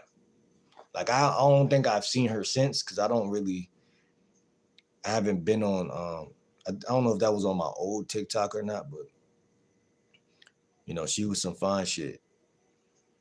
And I got way more conversation out of her than I would have got. Because remind you, there's other guys in the chat. So she got to share her attention evenly. An intellectual taunt with swag. A taunt? I mean, I guess you could see it that way, intellectual taunt, but it definitely is going to show that you're smart and you're aware of your surroundings. Because you got to pick something to gambit about. So if you got to observe. So it might be, you might talk about how she's light skinned, or you might talk about how she's from Texas, or you might talk about something. So your observation skills does count in this. So when it comes to like the conversational car that I'm building, I think I compared observation skills to the front window and keeping your eyes on the road. So when you're driving in the car, you want to observe what's going on. So if you're talking to a new woman, is she light skinned? Is she chocolate? Is she, just little shit that like you shouldn't have to ask her 40 questions for you to hit her with a gambit. You should be able to use your surroundings. Even you could talk to somebody about something going on outside.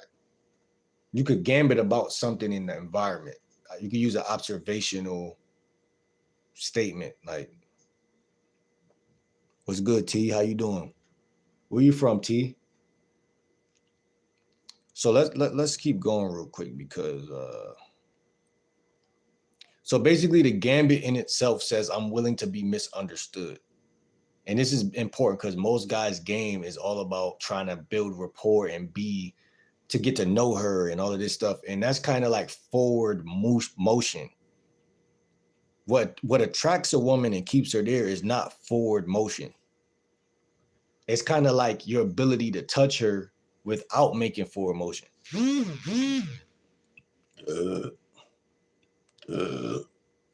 And make her come towards you. Gentle jousting. What does jousting mean? So I'm willing to be misunderstood, right? That alone signals confidence, abundance, and self-trust. Women feel this before they process the words. That's powerful. Number 3, Gambit makes her invest first. It makes her invest first. A good Gambit invites response, not validation.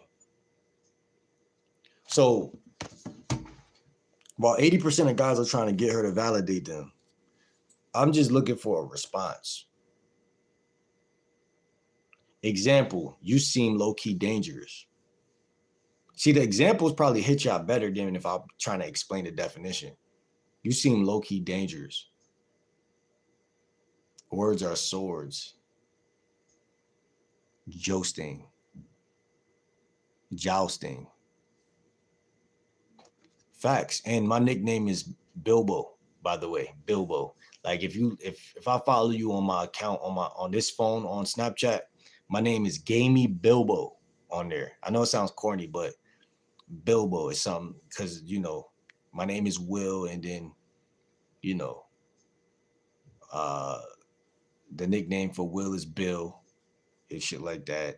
And one day I just was on the synonym app looking for not even looking for nicknames. I was just looking at words. And I always wanted a nickname, and then the word Bilbo popped up, and I was like, what the fuck is a Bilbo? And turns out that Bilbo is a sword. Like you said, it's a Hispanic sword.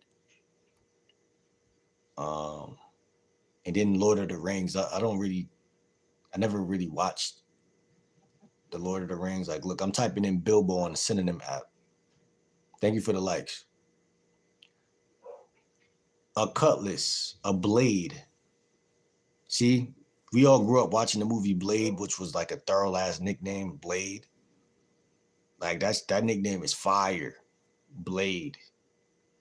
Like you can't go wrong.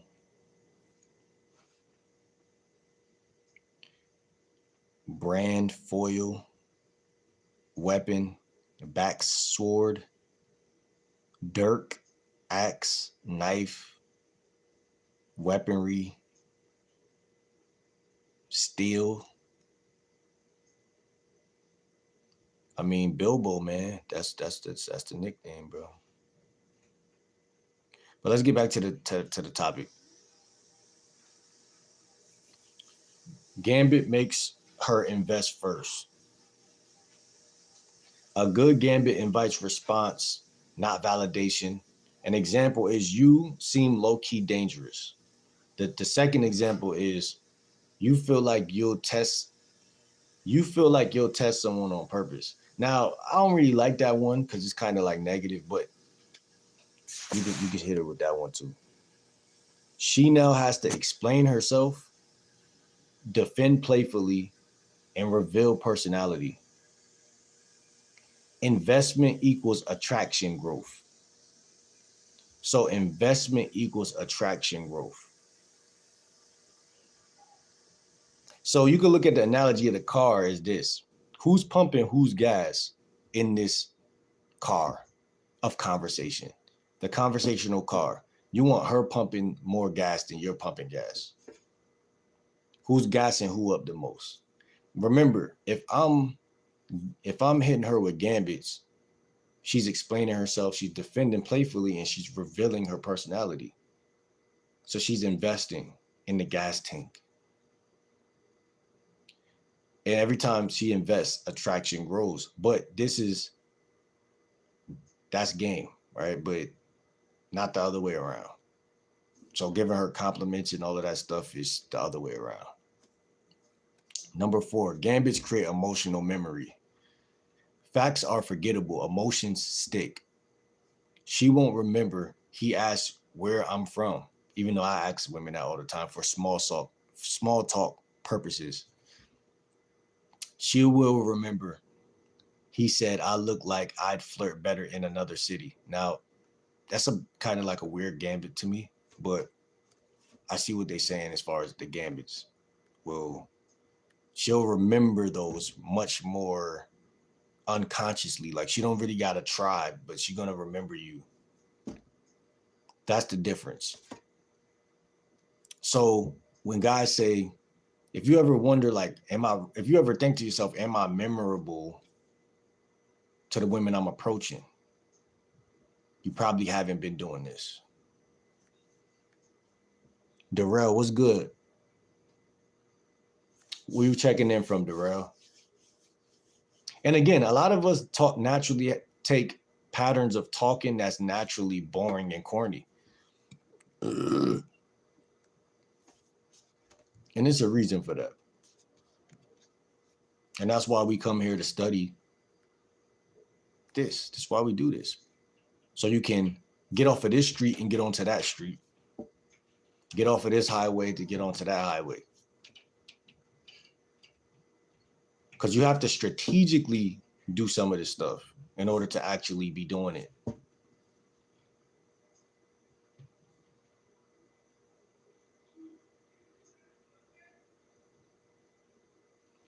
So, number 5, Gambits protect your frame. So a lot of coaches say that frames are not a real thing, but I believe so, because again, it's just the way that someone's seeing you at that point in time. They see you as a bitch, or they see you as a man, or I mean, it's just the lens that they look through, and they see how you show up. When you open directly or politely, she's in control. And that's very true. It's true and not true, but it's more, I see how that's true. Excuse me, how you doing? You know, my name is Will. She's in control. She has the power to say yes and no and to make it work or not work. A gambit keeps you in the driver's seat because you set the tone, you define the interaction, and you're not chasing a reaction. Even if she doesn't respond, you didn't lower yourself. And they unconsciously feel that, like, and that's what's so crazy. They unconsciously feel all that. Every time you talk to a woman and you have a session of talk where you didn't lower yourself, she goes and even if she leaves, that split ways, she remembers you. That's that one guy or that two guy who didn't do it. Number 6, why gambits are especially important for you. They're talking about me now. You naturally lean towards depth, meaning, and explanation. Those are great later. And they're talking about me right now. It's true. Gambits stop you from oversharing, teaching too early, and rationalizing attraction. They keep things light, alive, and embodied. This is so important, chat. Even with y'all sometimes, you know what I'm saying? Number 7, the anatomy of a strong gambit. Every good gambit has at least one of these. A playful assumption. Oh, you a Cali girl? I heard about y'all Cali girls. Y'all like to have y'all toes out in the sand and da da da da. Are you one of those Cali girls that stay at the beach, or are you one of those Cali girls that stay at the parties? That's going to get a big reaction. Period. Point blank. So a playful assumption, a tease, or an emotional label, a slight challenge. That's power right there. I bet you I'll whoop you in this, or I bet you can't beat me in that. Whatever the case. Or, I mean, it's just a challenge. Pick a challenge. Example, you look like trouble in a good way. You look like trouble in a good way. You feel calm, but I don't buy it. You feel calm, but I don't buy it. You don't seem boring. That's rare.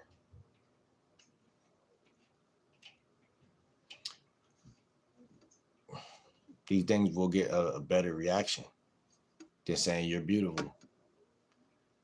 Number 8, the golden rule. Do not break this. Say the gambit once, then stop. No follow-up, no explanation, no emoji stacking. Silence is part of the gambit. It really is. whether you believe it or not. Because like the way my brain works, I always try to fill in like gaps. Like if it gets too silent, I try to fill in the gap. But like that's true. Like to know this is to know game. Like, and even stand-up comedians, they say one joke and then some of my favorite comedians, they say one joke and then they get quiet. Almost as if they expect you to laugh. And that's what makes it so funny. So remember that. Do something once, and then you could visualize this as being in a car, and when you get to a stoplight, you say one gambit or one joke or whatever you say, and you gotta turn. You can't sit at that same light twice. So you can look at conversation like that. Like, okay, if for all you who can't help but to fill in all the dead space and keep talking, like, nah, I said something per street, per light, per fucking corner. When I get to a light, I gotta take a left or right, and I said what I said. And then you ask yourself, did she respond or not? And that'll help you to remember that it's better to not say something twice or whatever the case. Because you're like, damn, did she hear what I just said? Like, nah, she heard you, bro. She heard you. And even if she didn't hear you, it's more player to not repeat yourself. Number 9, gambits are filters, not hooks. If she reacts playfully, proceed. If she gets defensive, mismatch. If she ignores, neutral outcome. You didn't fail, you filtered. So yeah, you could filter through this too. You could like form a vetting, like filter her personality out. Cause like again, like as a man, you should ask yourself, like, bro, who gets defensive when I'm just joking? You know what I'm saying? Or who what type of woman would just ignore somebody who's actually saying something that's funny? Again, if you say, oh, you a Cali girl, I heard this about y'all. But if she gets an attitude, that shows you her character.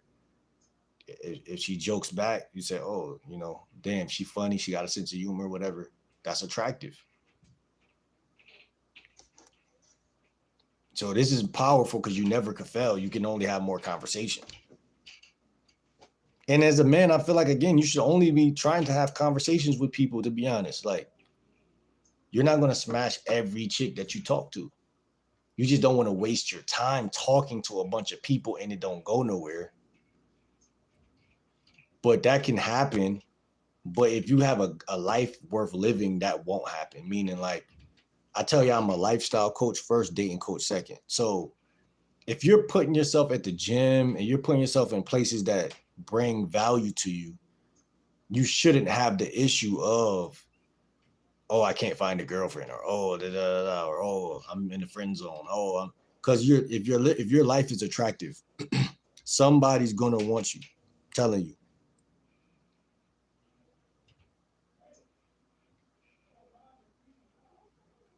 You know what I'm saying? I don't know who's still in here. Drop a 1 in the chat if you're still in here. We are going on 3 hours and 30 minutes. We're gonna go live again a little later too. So, final truth: gambits work because they signal emotional courage. That's true. Non-attachment, which is hard for y'all to do. If you're talking to a chick that's a 7 to 10 out of 10, how hard is that going to be for you to be emotionally, how hard is that going to be for you to be non-attached? Because as soon as you see some fine shit, you start forming an attachment. Damn, did she text me back? Where's she at? What the blah, blah, blah, blah, blah. And you would think, like, the more I hold on to her or latch on, that she's going to, like, feel that warmth or some shit, or she's going to fuck with that. But no.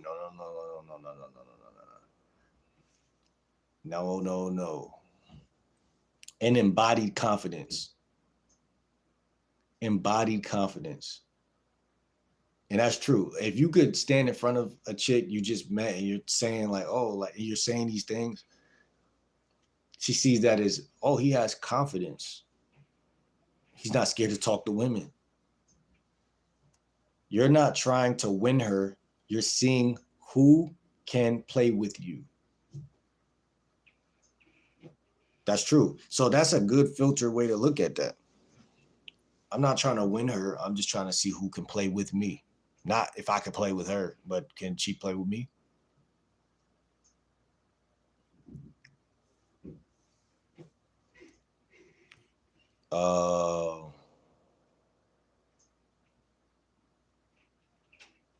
Give me some gambits that I could break down to my YouTube live channel that I possibly would say to women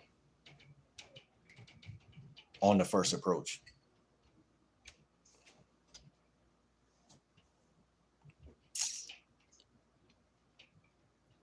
And this is perfect, y'all, because again, I tell you, I use 60% humor when you talk to women.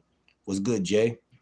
Use 60% humor when you talk to women. So, I mean, it's the perfect setup. It's the perfect vehicle for you to really have a conversation. And the goal of conversation chat is basically to have conversation worth having. So, what is a conversation worth having? A good conversation. What is a good conversation? Where both parties are mutually having fun. It's just that simple. Are you having fun talking to her? Do you feel like you're able to talk to her?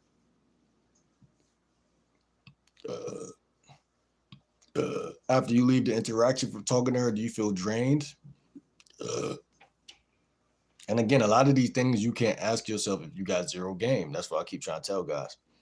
What's good, Isaac? How you feeling, my guy? Welcome to the chat, my guy. We sitting here talking about this game, man. This ism, man. What's good, Yanni? How you feeling, Yanni? I got some gambits. I want y'all to react. So y'all stay in the chat. Isaac, I don't know if you've been here. Make sure you subscribe. I want y'all around, man. We about to talk. I'm about to share some gambits with y'all. I want y'all to rate them 1 through 10, if possible. Especially y'all women in here. That'd be beautiful if y'all can do that. Well, I already did. You already did what? Oh, you already subscribed and shit? Shout out to Isaac, man. I'm 30. I'm 30 and worthy. I'm 30 and worthy, man. I'm 30 like Curry. You know what I'm saying? So gambit number 1, playful assumptions. You look like trouble, but the organized kind.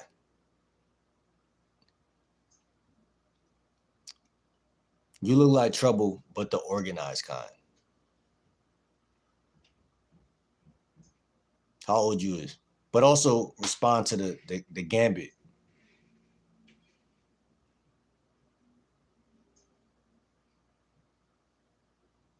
You look like trouble, but the organized kind.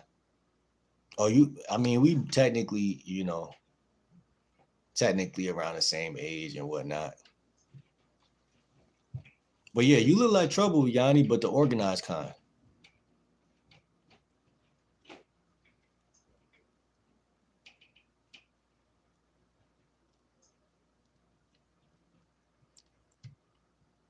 And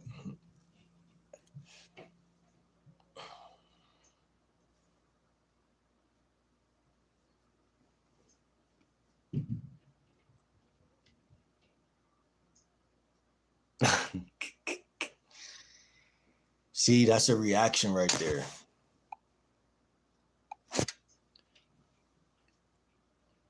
Let me ask you, Yanni, before you get smacked upside your head. That's a good reaction right there. I like that one. That's actually borderline freaky right there. That's real tension right there. But hold on, let me highlight that one real quick. I just want to show my chat the different type of responses women give.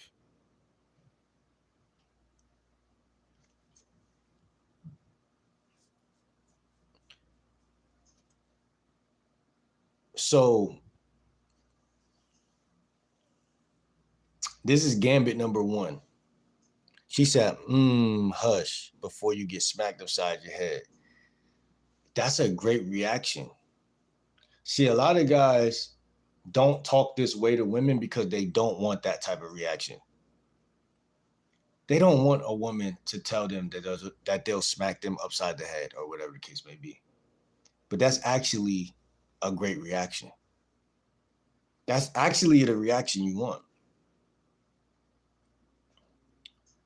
Now she's reacting for real to it.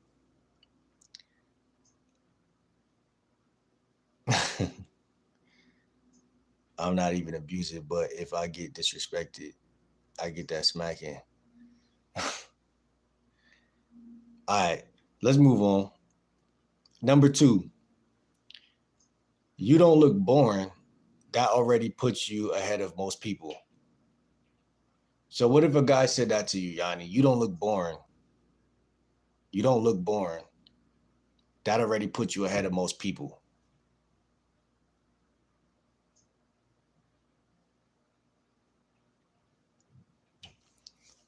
Because we already know ain't nobody getting smacked. So that's not happening. But we can talk about this. We could talk about this.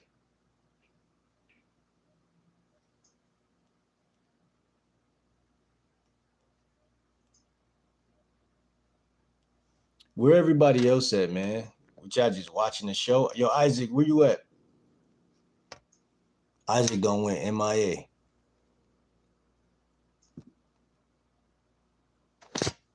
Yeah, a woman ain't never abused me. I could be born too. Everybody could be born. I'm right here.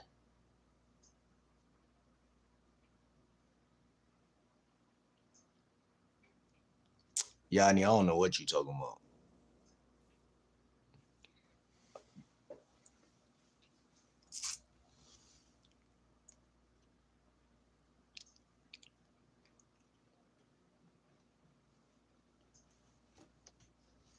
It's 7 people in the chat.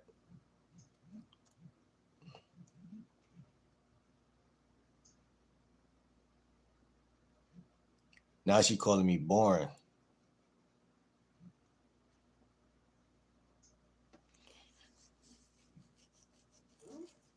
I know I ain't boring. Nah, I low-key could be boring and shit like that.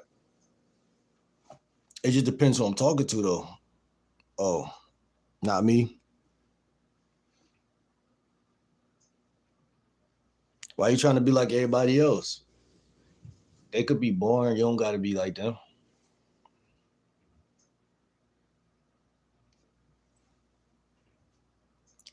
I mean, it like if somebody said that to me. Oh, damn, I'm tripping. My bad. You don't look boring. That already put you ahead of most people. And you said, I'm not. Wait, hold on. You said I could be boring too. Everybody could be boring.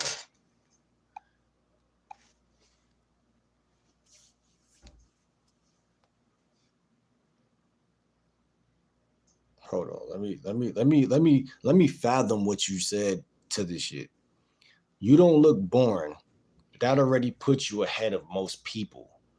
And you're responding saying, I could be boring too. Everybody could be boring.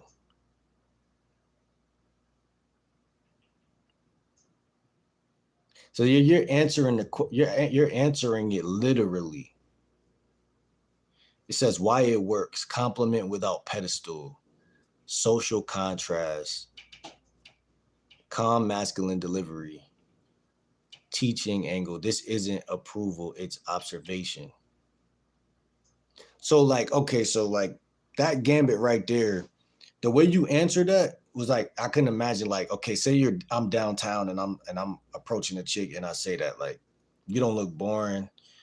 You already that already put you ahead of most people, right? So first of all, I probably wouldn't use that gambit, but second of all, you're answering it literally, like you're answering it logically. like you're answering that logically with a response of like I could be boring too, da da da. And that's to me personally, like that's a sign of not attracted to you because like I'm gonna tell this for my guys in the chat, right?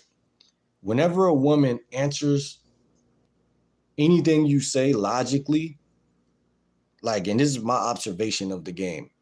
Whenever a woman tries to talk to you logically, like say you say something that's like your intentions is to make her laugh or to get like a reaction out of her and she answers logically, to me that's a sign of I'm not attracted to you. Like that's how I view that. And I'm not gonna say I'm not gonna say that I just like stop talking to those women immediately, but those are the women that I would friend zone. Like those are the women that I would keep in a friend. Like I would allow those relationships to be friendly conversation. Does that make sense?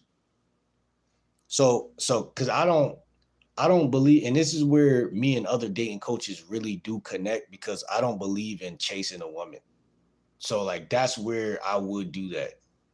So like and again I told y'all in this chat, there's always going to be a women naturally. It just depends on the woman and how much she sees you as attractive. But if you say something and your intent is to flirt, tease, or banter, or gambit, or whatever it is, and she gives you a logical response, like me personally, I'm not going to continue to talk.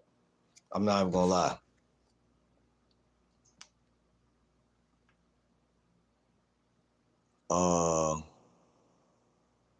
I read a different one. No, I know you answering it how you want, and that's I respect that. That you just be honest, be who you are. That's what we want. I don't want a fake response. I don't want like, oh, thank you. You telling me I'm not boring, and if that's not what you would say, right? Where you from, by the way? But if that's not what you would say, I think you say you're from New York, right? I get certain women who come in here from New York, and New York streets are that's like a tougher audience. Like that's like if y'all are gaming women in New York, like y'all gonna get some of these reactions too. Like even where I'm from, like I'm not literally from New York, but like certain places, like say you say that to a white girl in California on the beach, she's probably gonna be like if you say that, like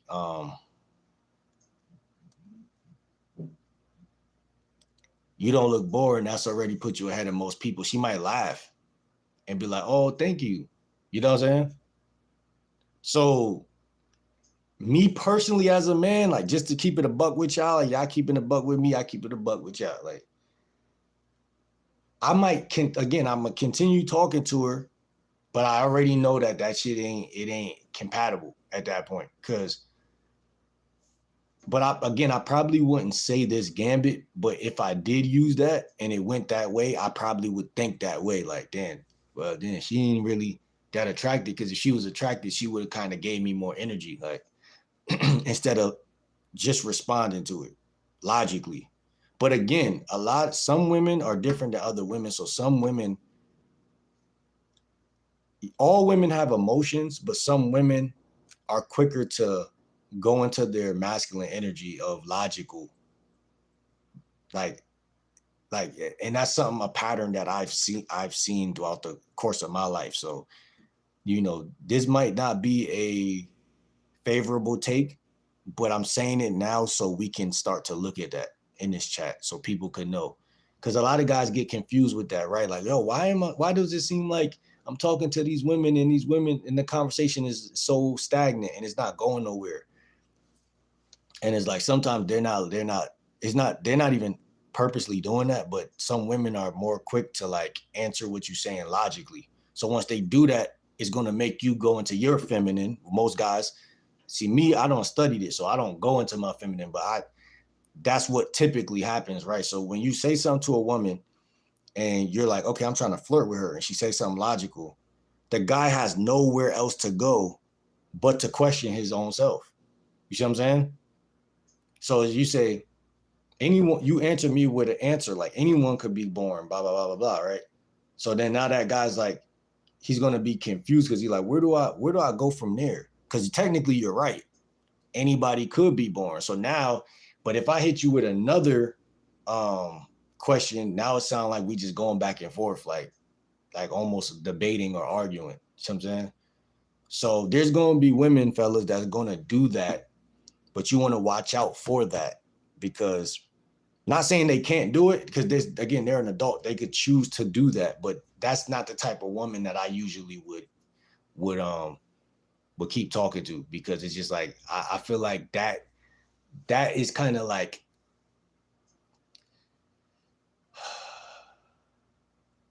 how could I say it?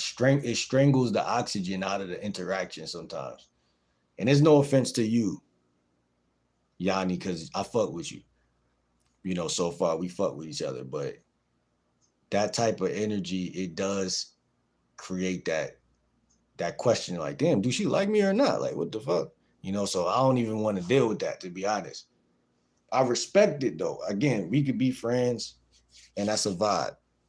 But that shit right there, it turn men into boys. You feel what I'm saying? Like if y'all get with a woman and she do that to y'all all day, if y'all get with a woman and she do that all day, like if you say something and you trying to flirt with her and she's like, why you say that? The sky ain't green, it's orange. Who told you it was gray? You're like, what the fuck? You know what I'm saying? You're like, damn. So that's one reason why a lot of y'all conversations might be disabled, because it depends how the woman see you. If she don't see you as masculine, or if she don't see you as attractive, she'll squeeze the oxygen out that motherfucker. But she'll question you as you say what you say. She'll question you, or she'll rebuttal back, and you'll be like, damn, I was saying it for this, but I got that. That means y'all are not compatible. You know what I'm saying? Because if y'all are compatible, you'll say something and you'll get literally out what you put in. So if you put in a tease or a gambit, you're expecting her to laugh or to give you a feminine response.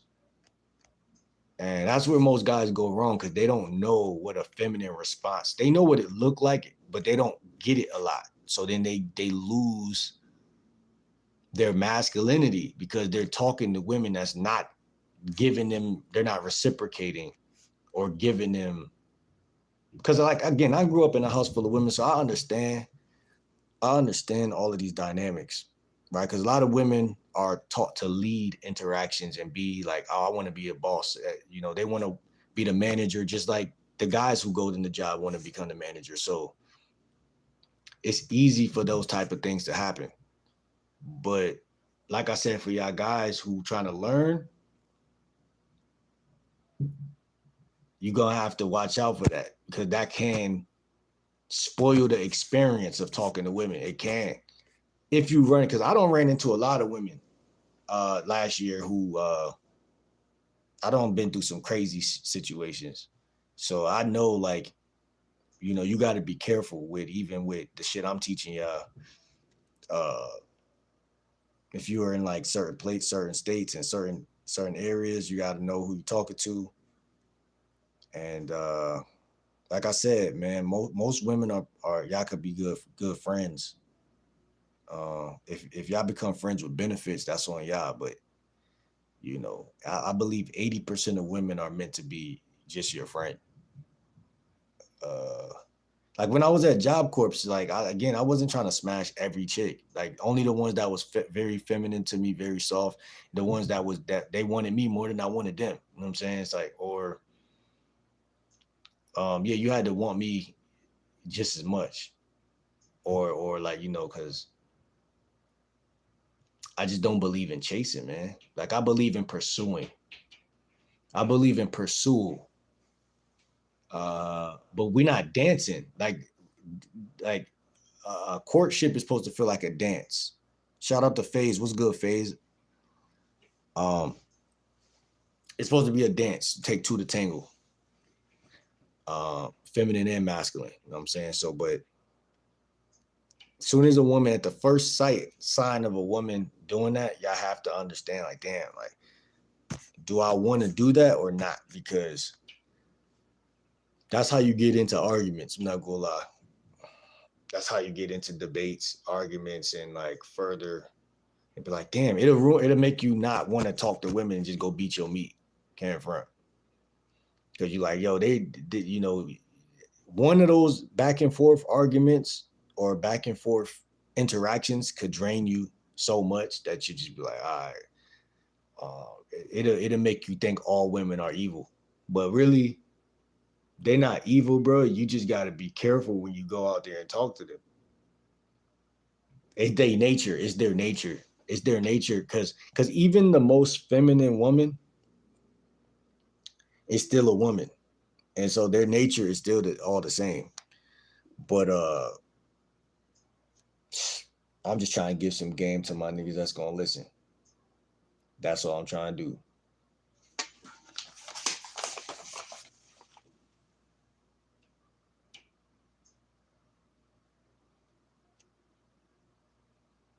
Why does pizza look like it's so? Oh, it ain't that cheap. Nah, it ain't that cheap. I thought it was. Small pizza, $12 though. $12 and shit. Hold on.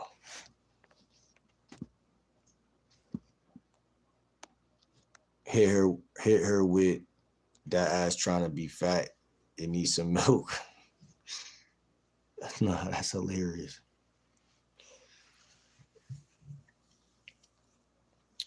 I'm gonna get you a smoothie from the Game Like Will Smoothie Shop. Yo, Face, you be having me rolling, bro. I ain't gonna hold you. That's some good game though. Y'all need to start telling women that for real. Go ahead and push that, man, all 2026. You know what I'm saying? Literally say that.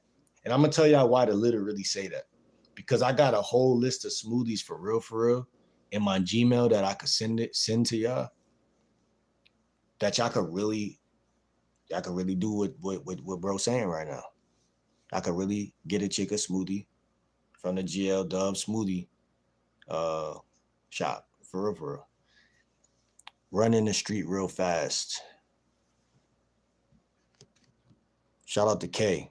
I'm from New York City. Yeah, that's what I'm saying. So New York chicks, listen, man, y'all all different, but it's a stigma that people say about New York chicks. But listen, me personally, bro, I feel like at the end of the day, it don't really matter where she from if you got game. But again, like the attitude is a little different. You know what I'm saying? The climate a little different. But all in all, man, this is for the guys who want to learn how to talk to women. And at the end of the day, your boundary should be to never argue with a woman. Now that sounds fucking nearly impossible. For some guys, may have a little bit more of a lucky position with women. But I mean, my boundary personally is to not do it ever.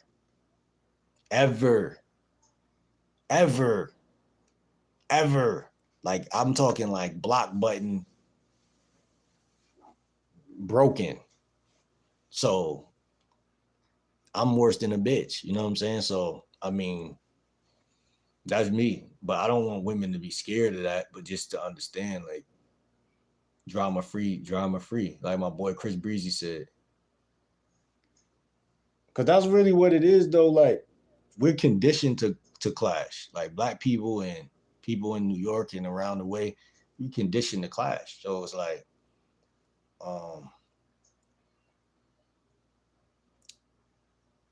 and even the whole way, like, women will, like how you were just saying earlier, like, slapping a guy and shit like that. That could be taken two different ways, right? So obviously, that could be taken like, if you soft as a man, you'll take that literal, like, damn, bro, she said she slapped me, blah blah blah.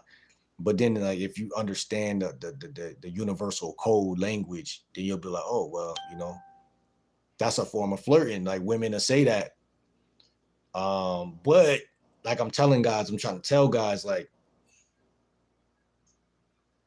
if you and her got that type of relationship where you heard her say something like that before, you take a little bit of the angst off of it, you know what I'm saying? But and then again, if you have game, y'all are gonna get used to seeing different reactions from different women because the average guy is not even getting a reaction out of women. You know what I'm saying? So, like, that's another thing to look at too, fellas. Like, that's a big thing to look at, no Diddy, because if you're not getting a reaction, then the conversation is flat. Because 80% of the conversation when you're talking to a woman should be her reacting to you. Um, so they're gonna say stuff like that. Like they're gonna say things that, if taken literal, would be bad. But obviously that that's a form of flirtation from their side of the. You would never tell a woman, shut the fuck up before I, slap the shit out you. Like you would never say that as a man. So if you think too literal, that's not good. You know what I'm saying? Nah, F that. Thank you. Hey, brother, I hope you have a great day. Please drink some water. Nah, I don't drink water, but I appreciate you. Ask a different one. I want to buy Alpha Course. I need to attain beautiful women.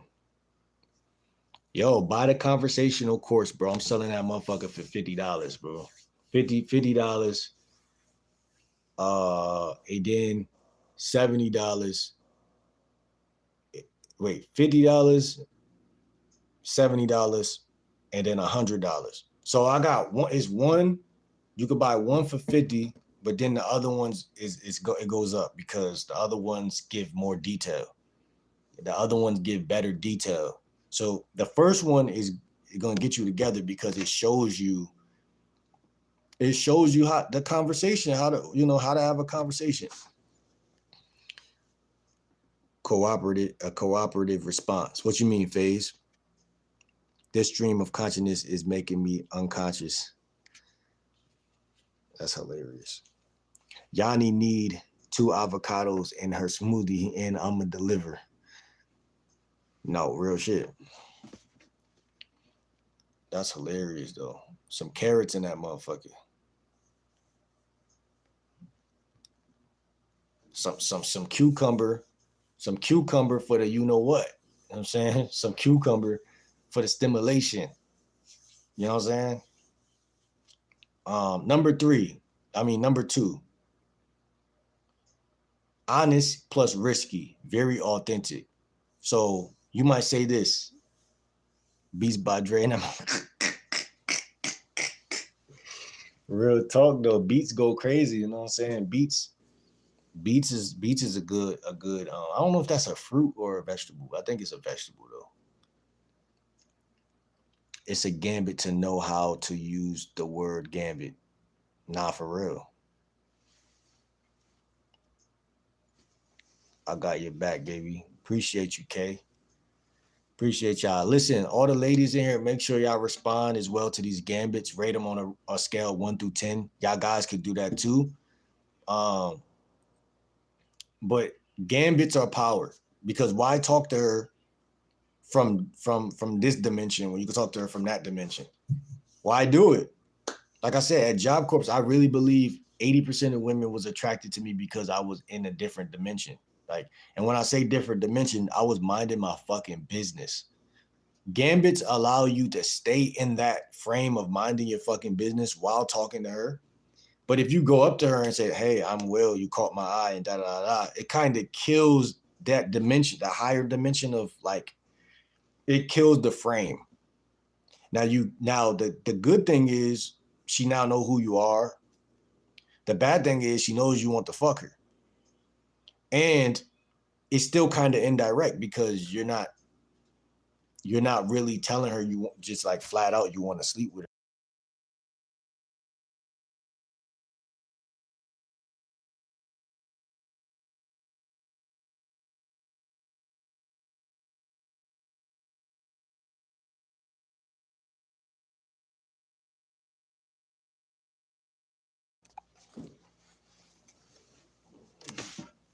Hold on, man.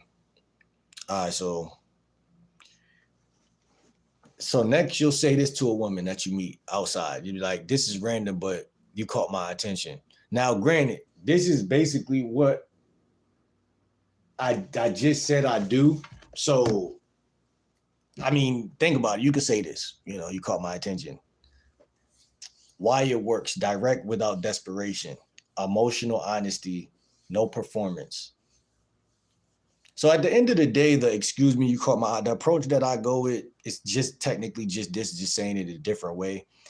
And that stuff does work because at the end of the day, you're doing something other guys just can't do. They don't have the balls to walk up and say some shit.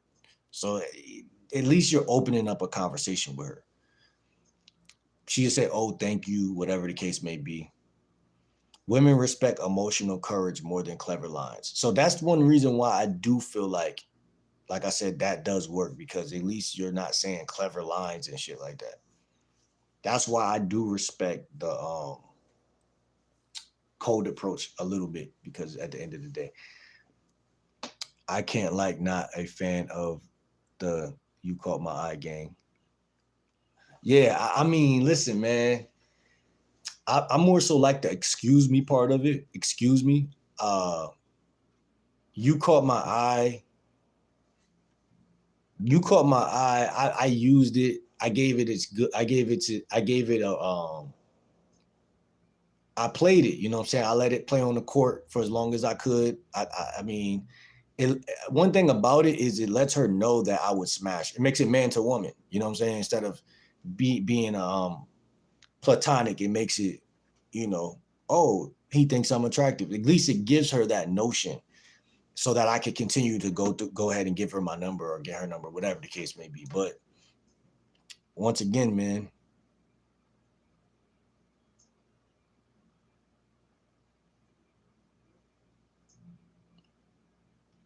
you see what I'm saying?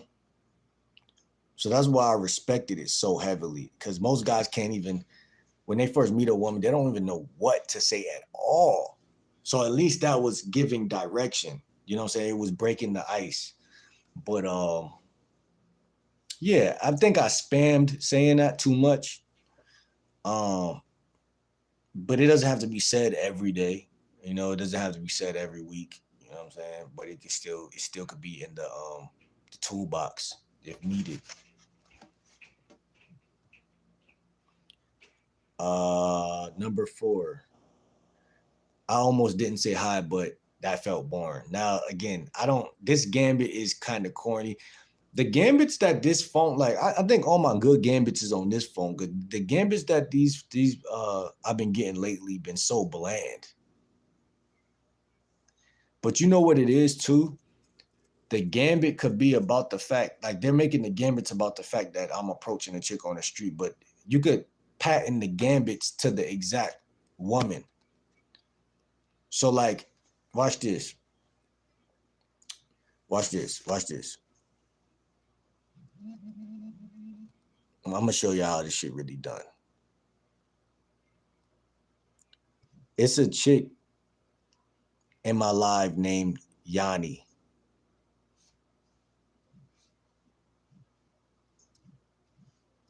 She's from NYC. Give me some gambits.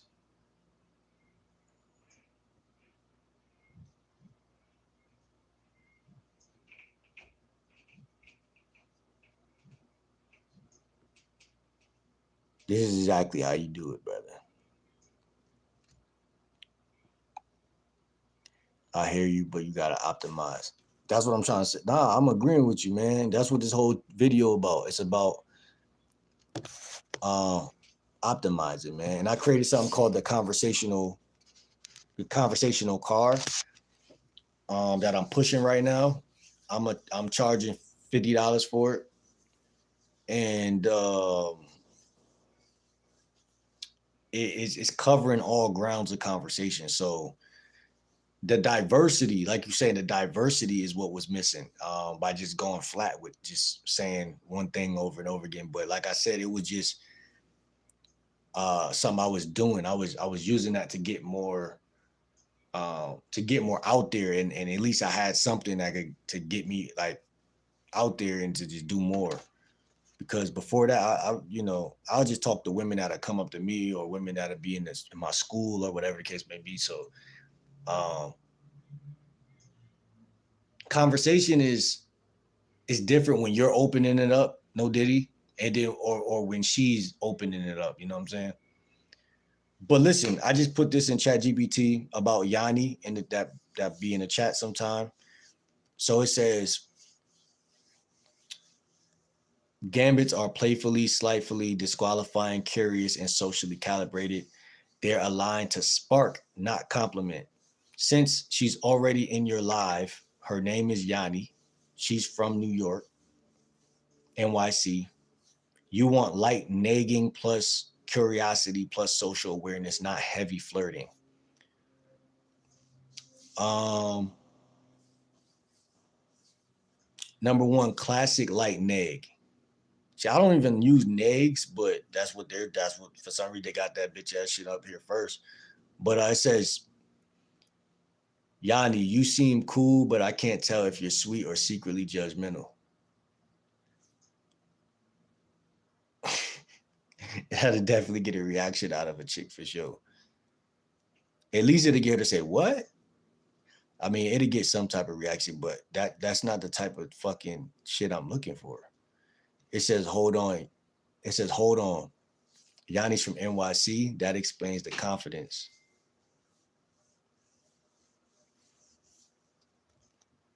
Push pull tease. It says, I like Yanni's energy, but I feel like she'd roast me if I mess up one sentence.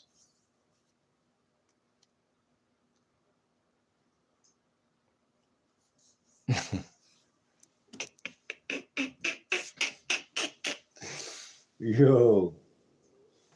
If she got the sickness, boost her to a 7. What you mean by that, bro?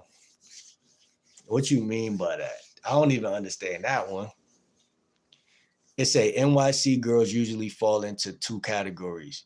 Yanni hasn't shown me which one yet. That's a good one. It's called identity challenge. Y'all can steal that one. Y'all can run to the mountains with that one, man. Tell her all her friends ugly but her. I don't think that's going. Well, that might work. If she cocky and she's really pretty, but I mean that could work. That could work. I wouldn't say that would. That can't work. But I'm trying to give guys game that wouldn't do that because that's too bold. You know what I'm saying? Like like if we're just gonna pick a nerd up off of his couch and give him some game, there's no way he could do that. He can't even tell the girl that she's cute.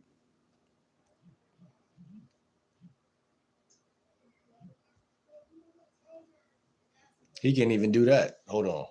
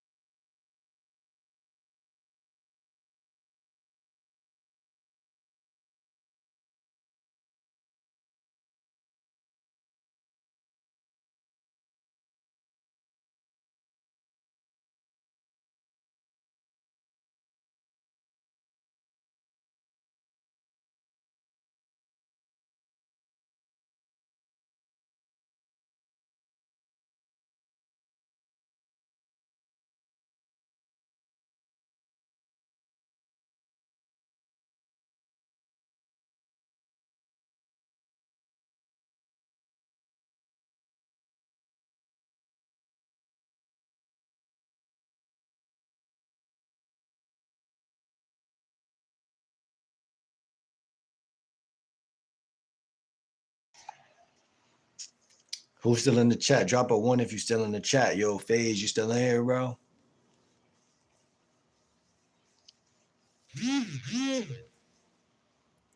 I got that 5 o'clock shadow going, man.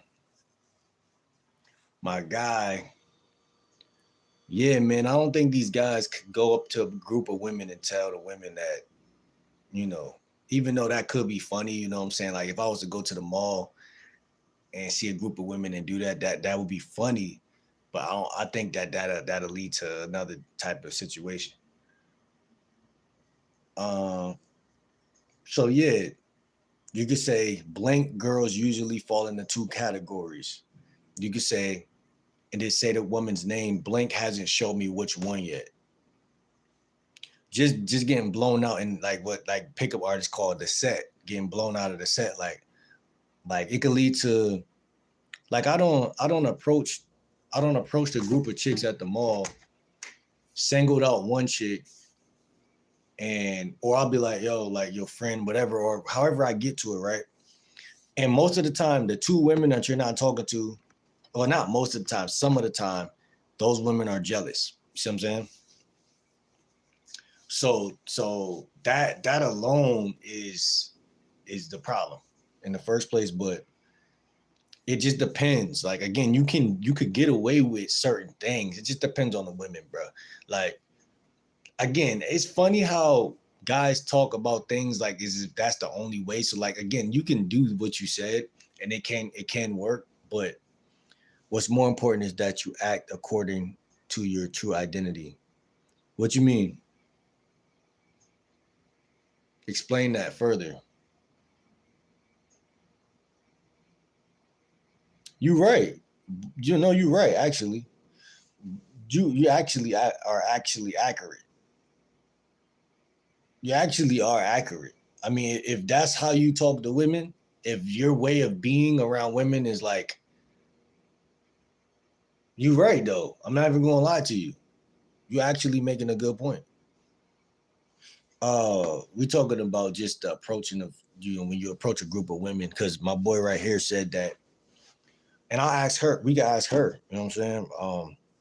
Say you a man approached you and your friends, and he approached you because you're a good looking woman, and he say, what you say? He said,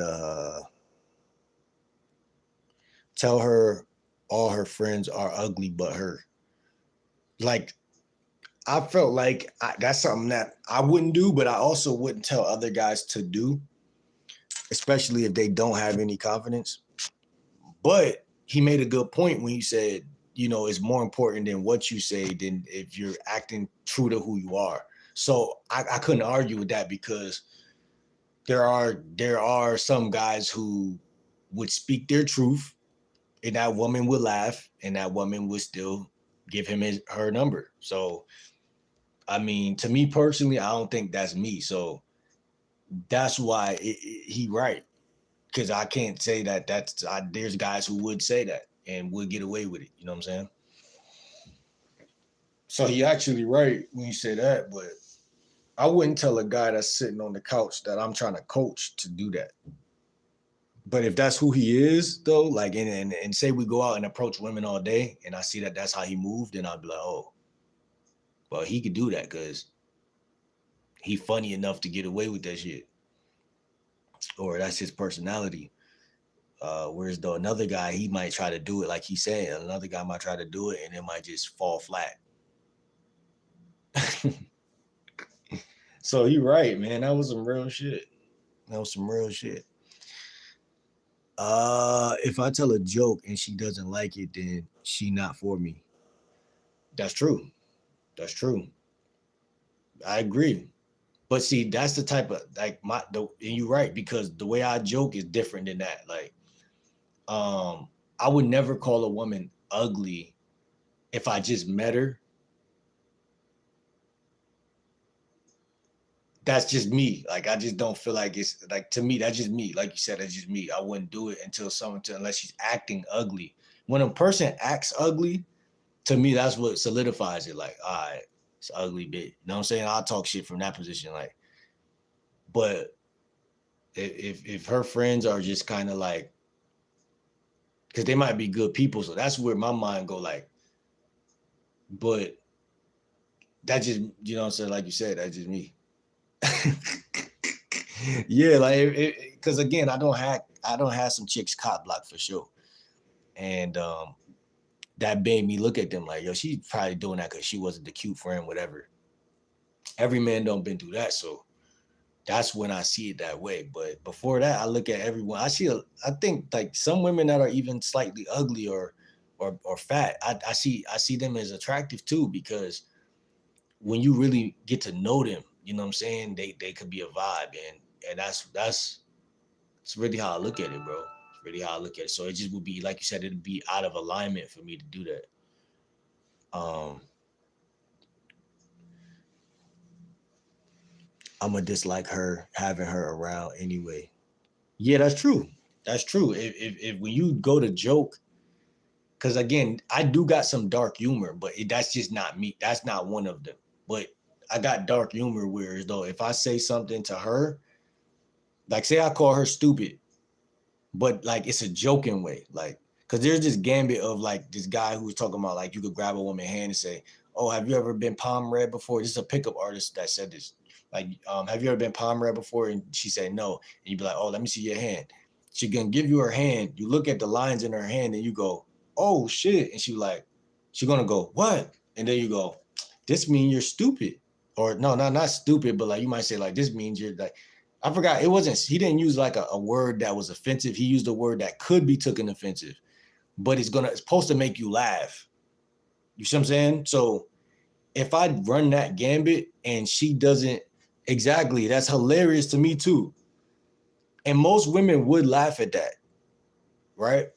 Most women will laugh at that. But guess what? The ones who don't, then you're gonna be like, oh well, that person, uh, they're too serious. They're too serious.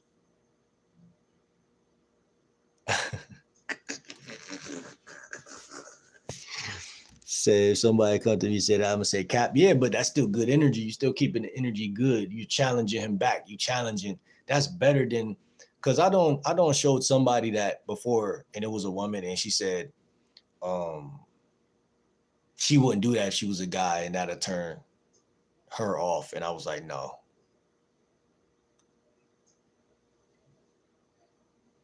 And she was like, that'll turn her off. And I'm like, nah. Like again, it depends. And I told that person, I said exactly what FaZe said. I said, if I say that to a girl about the reading her palm and she gets turned off, I'm gonna think like she really don't like me, or like I'm gonna think like that's better because I get to see a guy with game can expose somebody's personality fast because he's taking risks that other guys won't take. So like average guys don't take risks, so they don't get no risk, no reward. Because women hide they hide their character better than any other, women they mask. Like as much as we love to think women are honest creatures and that they are good people and all of that stuff, they mask, and they learn from little girls to mask their what they feel in, like, shit like that. Um, which is good for their survival, but bad for the man's ability to get her out of her shell. It is what it is. But if you're saying something that's obviously funny and she's not laughing, she doesn't like you. And in order to be funny, you have to go out on a limb and actually say something funny.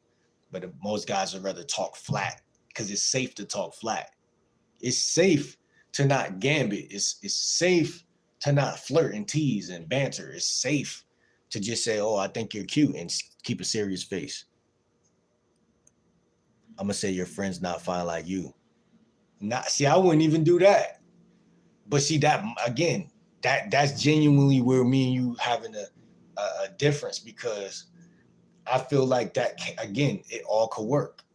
It's just another man's game, but it all could work. But like for me, I feel like whenever you focus on anything but your target,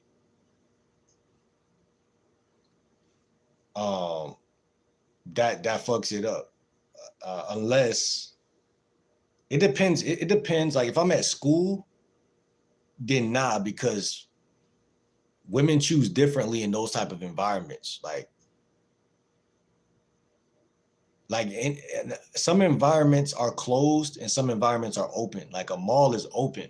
So if you tell some women that their friends are ugly in a place where they could easily walk away, the chances of them walking away is very high. Again, especially if it's not who you are. If you're at school,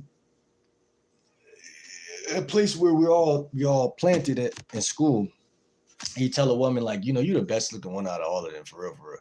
That'll get a laugh out of them. That'll get a laugh out of them, and that they probably wouldn't even tell their friends you said that shit. So again, a lot of things is, I tell you, situation and circumstantial, like circumstance based.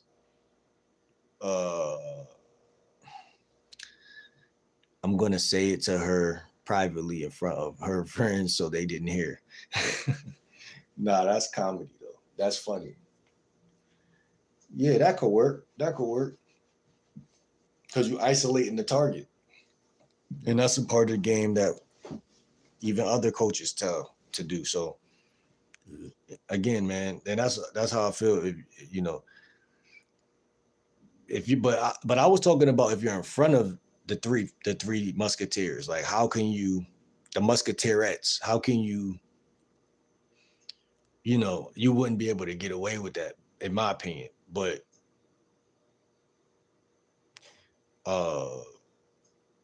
again, everything is about how you do it, bro.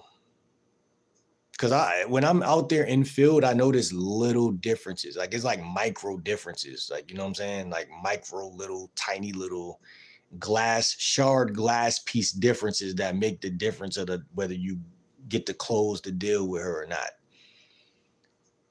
Like I said, if you're in school or something, it's more of a definitive. Like she either like you or she don't. She done seen you as many times as you seen her walk past her. So she already know coming in whether she about to let you smash. But when you meet a random stranger, I mean, it's all those little micro calibrations that we talked about the other day. It's all the little things, like, and it's weird. It's really weird territory that you're in when you're doing that. Shout out to Maya, peace and light. Well, I feel like we've been live for 4 hours. I ain't really see too many strangers come in here today. Like Maya, like the first positive person that was like new that's a stranger. I feel like it should have been way more people, but we're gonna go live again later. I feel like I didn't read somebody comment. I'm talking about if a dude say my friend's ugly. Oh, you gonna say cap? Okay. Yeah, no, I can see you saying that. I can see, I don't seen women say that before for sure. Like that's a response that you'll get when you do that, something like that.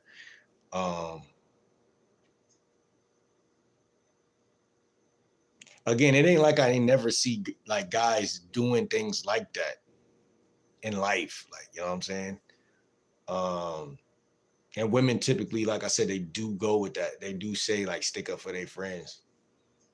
Again, you could say that it really is contextual. Like he said, it really is about that man, because one man will do that. You know what I'm saying? And it won't be taken that offensive. It'll be taken more like a joke, like especially if he laughing, like, you know what I'm saying, while saying it. I ain't gonna say I would never say it, but I gotta be comfortable with y'all to a certain degree to even do that. Like if I'm already in your car, like it was one friend I had, I'll tell you about, that I used to film with on my last YouTube channel, like, and we was like friends, but we used to flirt and like, but she had a man, but I could tell like, whatever. But we used to it was more about the content for us at that time. So like she introduced me to a couple of her friends, you know what I'm saying? And technically in that type of comfortable place that I was in with her, I still wouldn't have did it right there. But like if we would have started chilling with her and her friends down the line, or say like it don't even gotta be like we super close, but like at the beginning, like you know what I'm saying? First couple interactions. You could say that and still not fuck up. You know what I'm saying? You could not lose the women won't you won't lose anything. Cause the friend that I was cool with, she was already locked in enough to where if I say that she wasn't going nowhere. And that's what it really is. It's about the female alpha that who runs. Like I think I was friends with the one that was running a lot of stuff. So like if I would have said that, it wouldn't have really it wouldn't have moved anything like that. It would have been like funny. Like so it just depends, bro. It just depends. Like cause I could see her, she would have been like Cap. She would have said the same thing, Cap. She would have said the same exact thing. She would have been dying though. Like cause like she would have been like, this nigga wild. Like this guy is wild.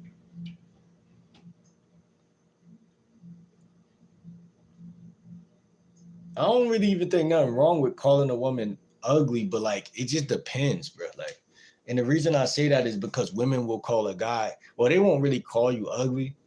They'll do the same thing I would do. They'll be nice to you at first, but like, uh, they'll laugh if someone say, "Oh, well, you know, he want to talk to you." They'll laugh or something. They'll do something to signal that you're not that guy.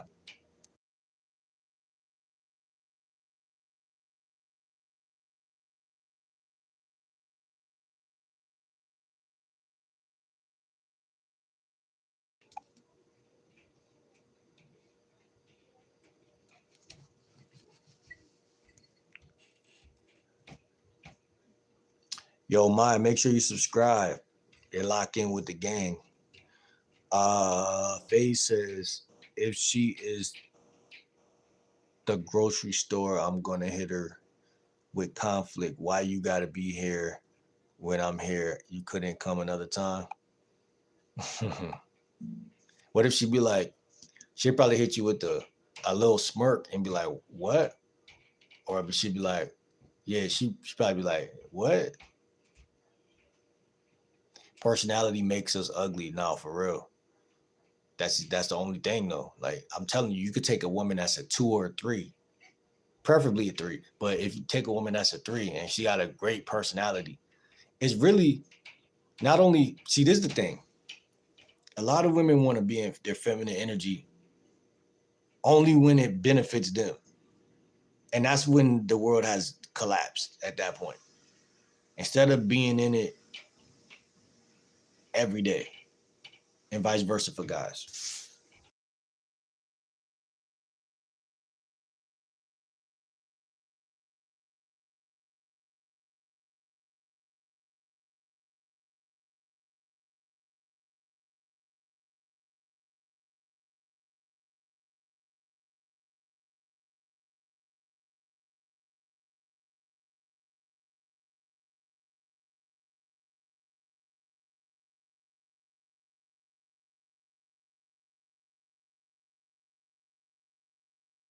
No goals, no spiritual connection is ugly.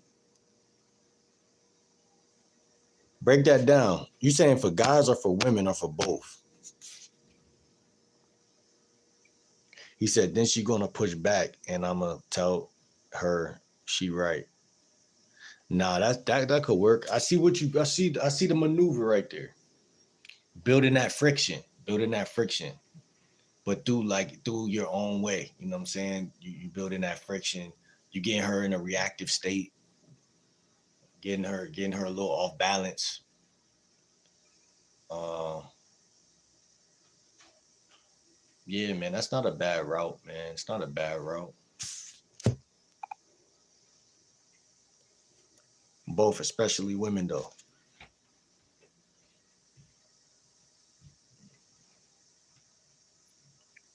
I'm gonna act smart, then I'm gonna play dumb. I'm gonna be then hit her with that Einstein. I mean, in NLP, which is another part of the car, the conversational car, uh, it's a word called fractionation that I actually love, that Ross Jeffries talks about. And basically, what that is like you're fractionating between different topics. Because most guys think about it when they talk to women, they stay stuck one place, but you're fractionating between different topics. So you may say something and then stop talking about that, then change your attention to something else, talk about that, and then come back to that later and talk about that. So like, that sounds like kind of like what you're saying you'll do. Because again, women, they need to be stimulated during the conversation. And like if you just like talk, like, because I even talk in a way where it's kind of like redundant. It sounds like I'm saying like, it sounds boring, and I could tell, like, I can even tell that about myself, like, but like that's because I study conversation, like, so like it's weird because there's something called in NLP, something called conversational patterns, language patterns. I mean, and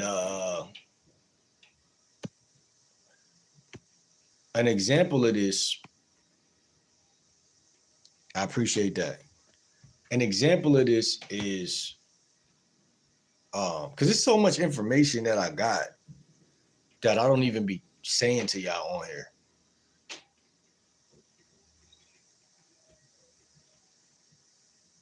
Long story short, when you're talking to a woman, there's many different routes you could take. And there's many different coaches that you can, you know, take their game and try to, it depends which one you want to do at the end of the day. And you could talk freely, like how I'm talking right now, just off the top of the dome, just saying shit, freestyle. But you can't get mad if a woman don't stick around when you're doing that. Because most guys want to be able to have their cake and eat it too. They want to be able to just talk and think that the bitch going to sit there and care about you just talking. So what guys who study like dating and relationship stuff that really break it down to a science, they know that a boring conversation is a boring conversation. They don't try to say like, oh, she should just like me and shit like that. They know like some people carry good traits of conversation. Some people talk in ways that turn people off.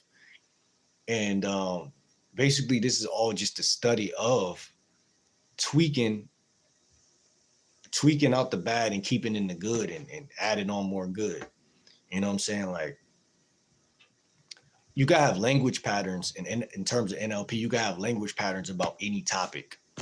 I could create a language pattern about Coca-Cola. I could create a language pattern about these candles right here.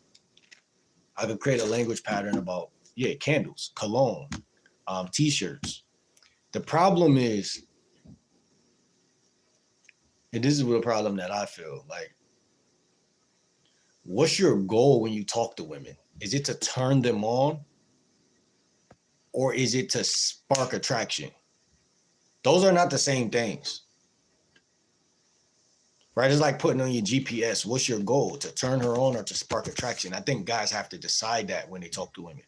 Because if you don't decide that, that's the difference between you trying to sleep with her and you trying to, again, become her friend or allow her to be like, what's the word?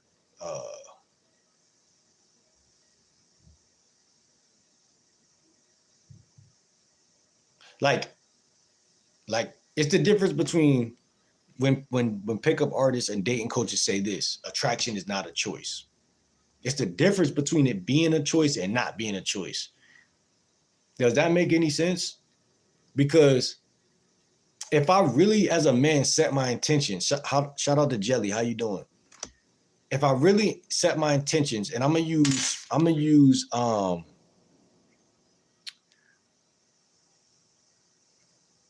use K Rican as an example because me and K Rican got a good relationship. So I wouldn't weird her out. She know how I talk and stuff like that. If my intentions was to, like, okay, so every man must know his intentions. So if my intentions was to sleep with her, I would probably take a different chain of conversation than if my intention was to make her my friend, or if my intention was to make her just attracted to me. Because attraction doesn't lead to sex. And I think most people believe that it does. But it's really attraction can lead to sex versus it does lead to sex. But seduction is me trying to get to the bedroom. Like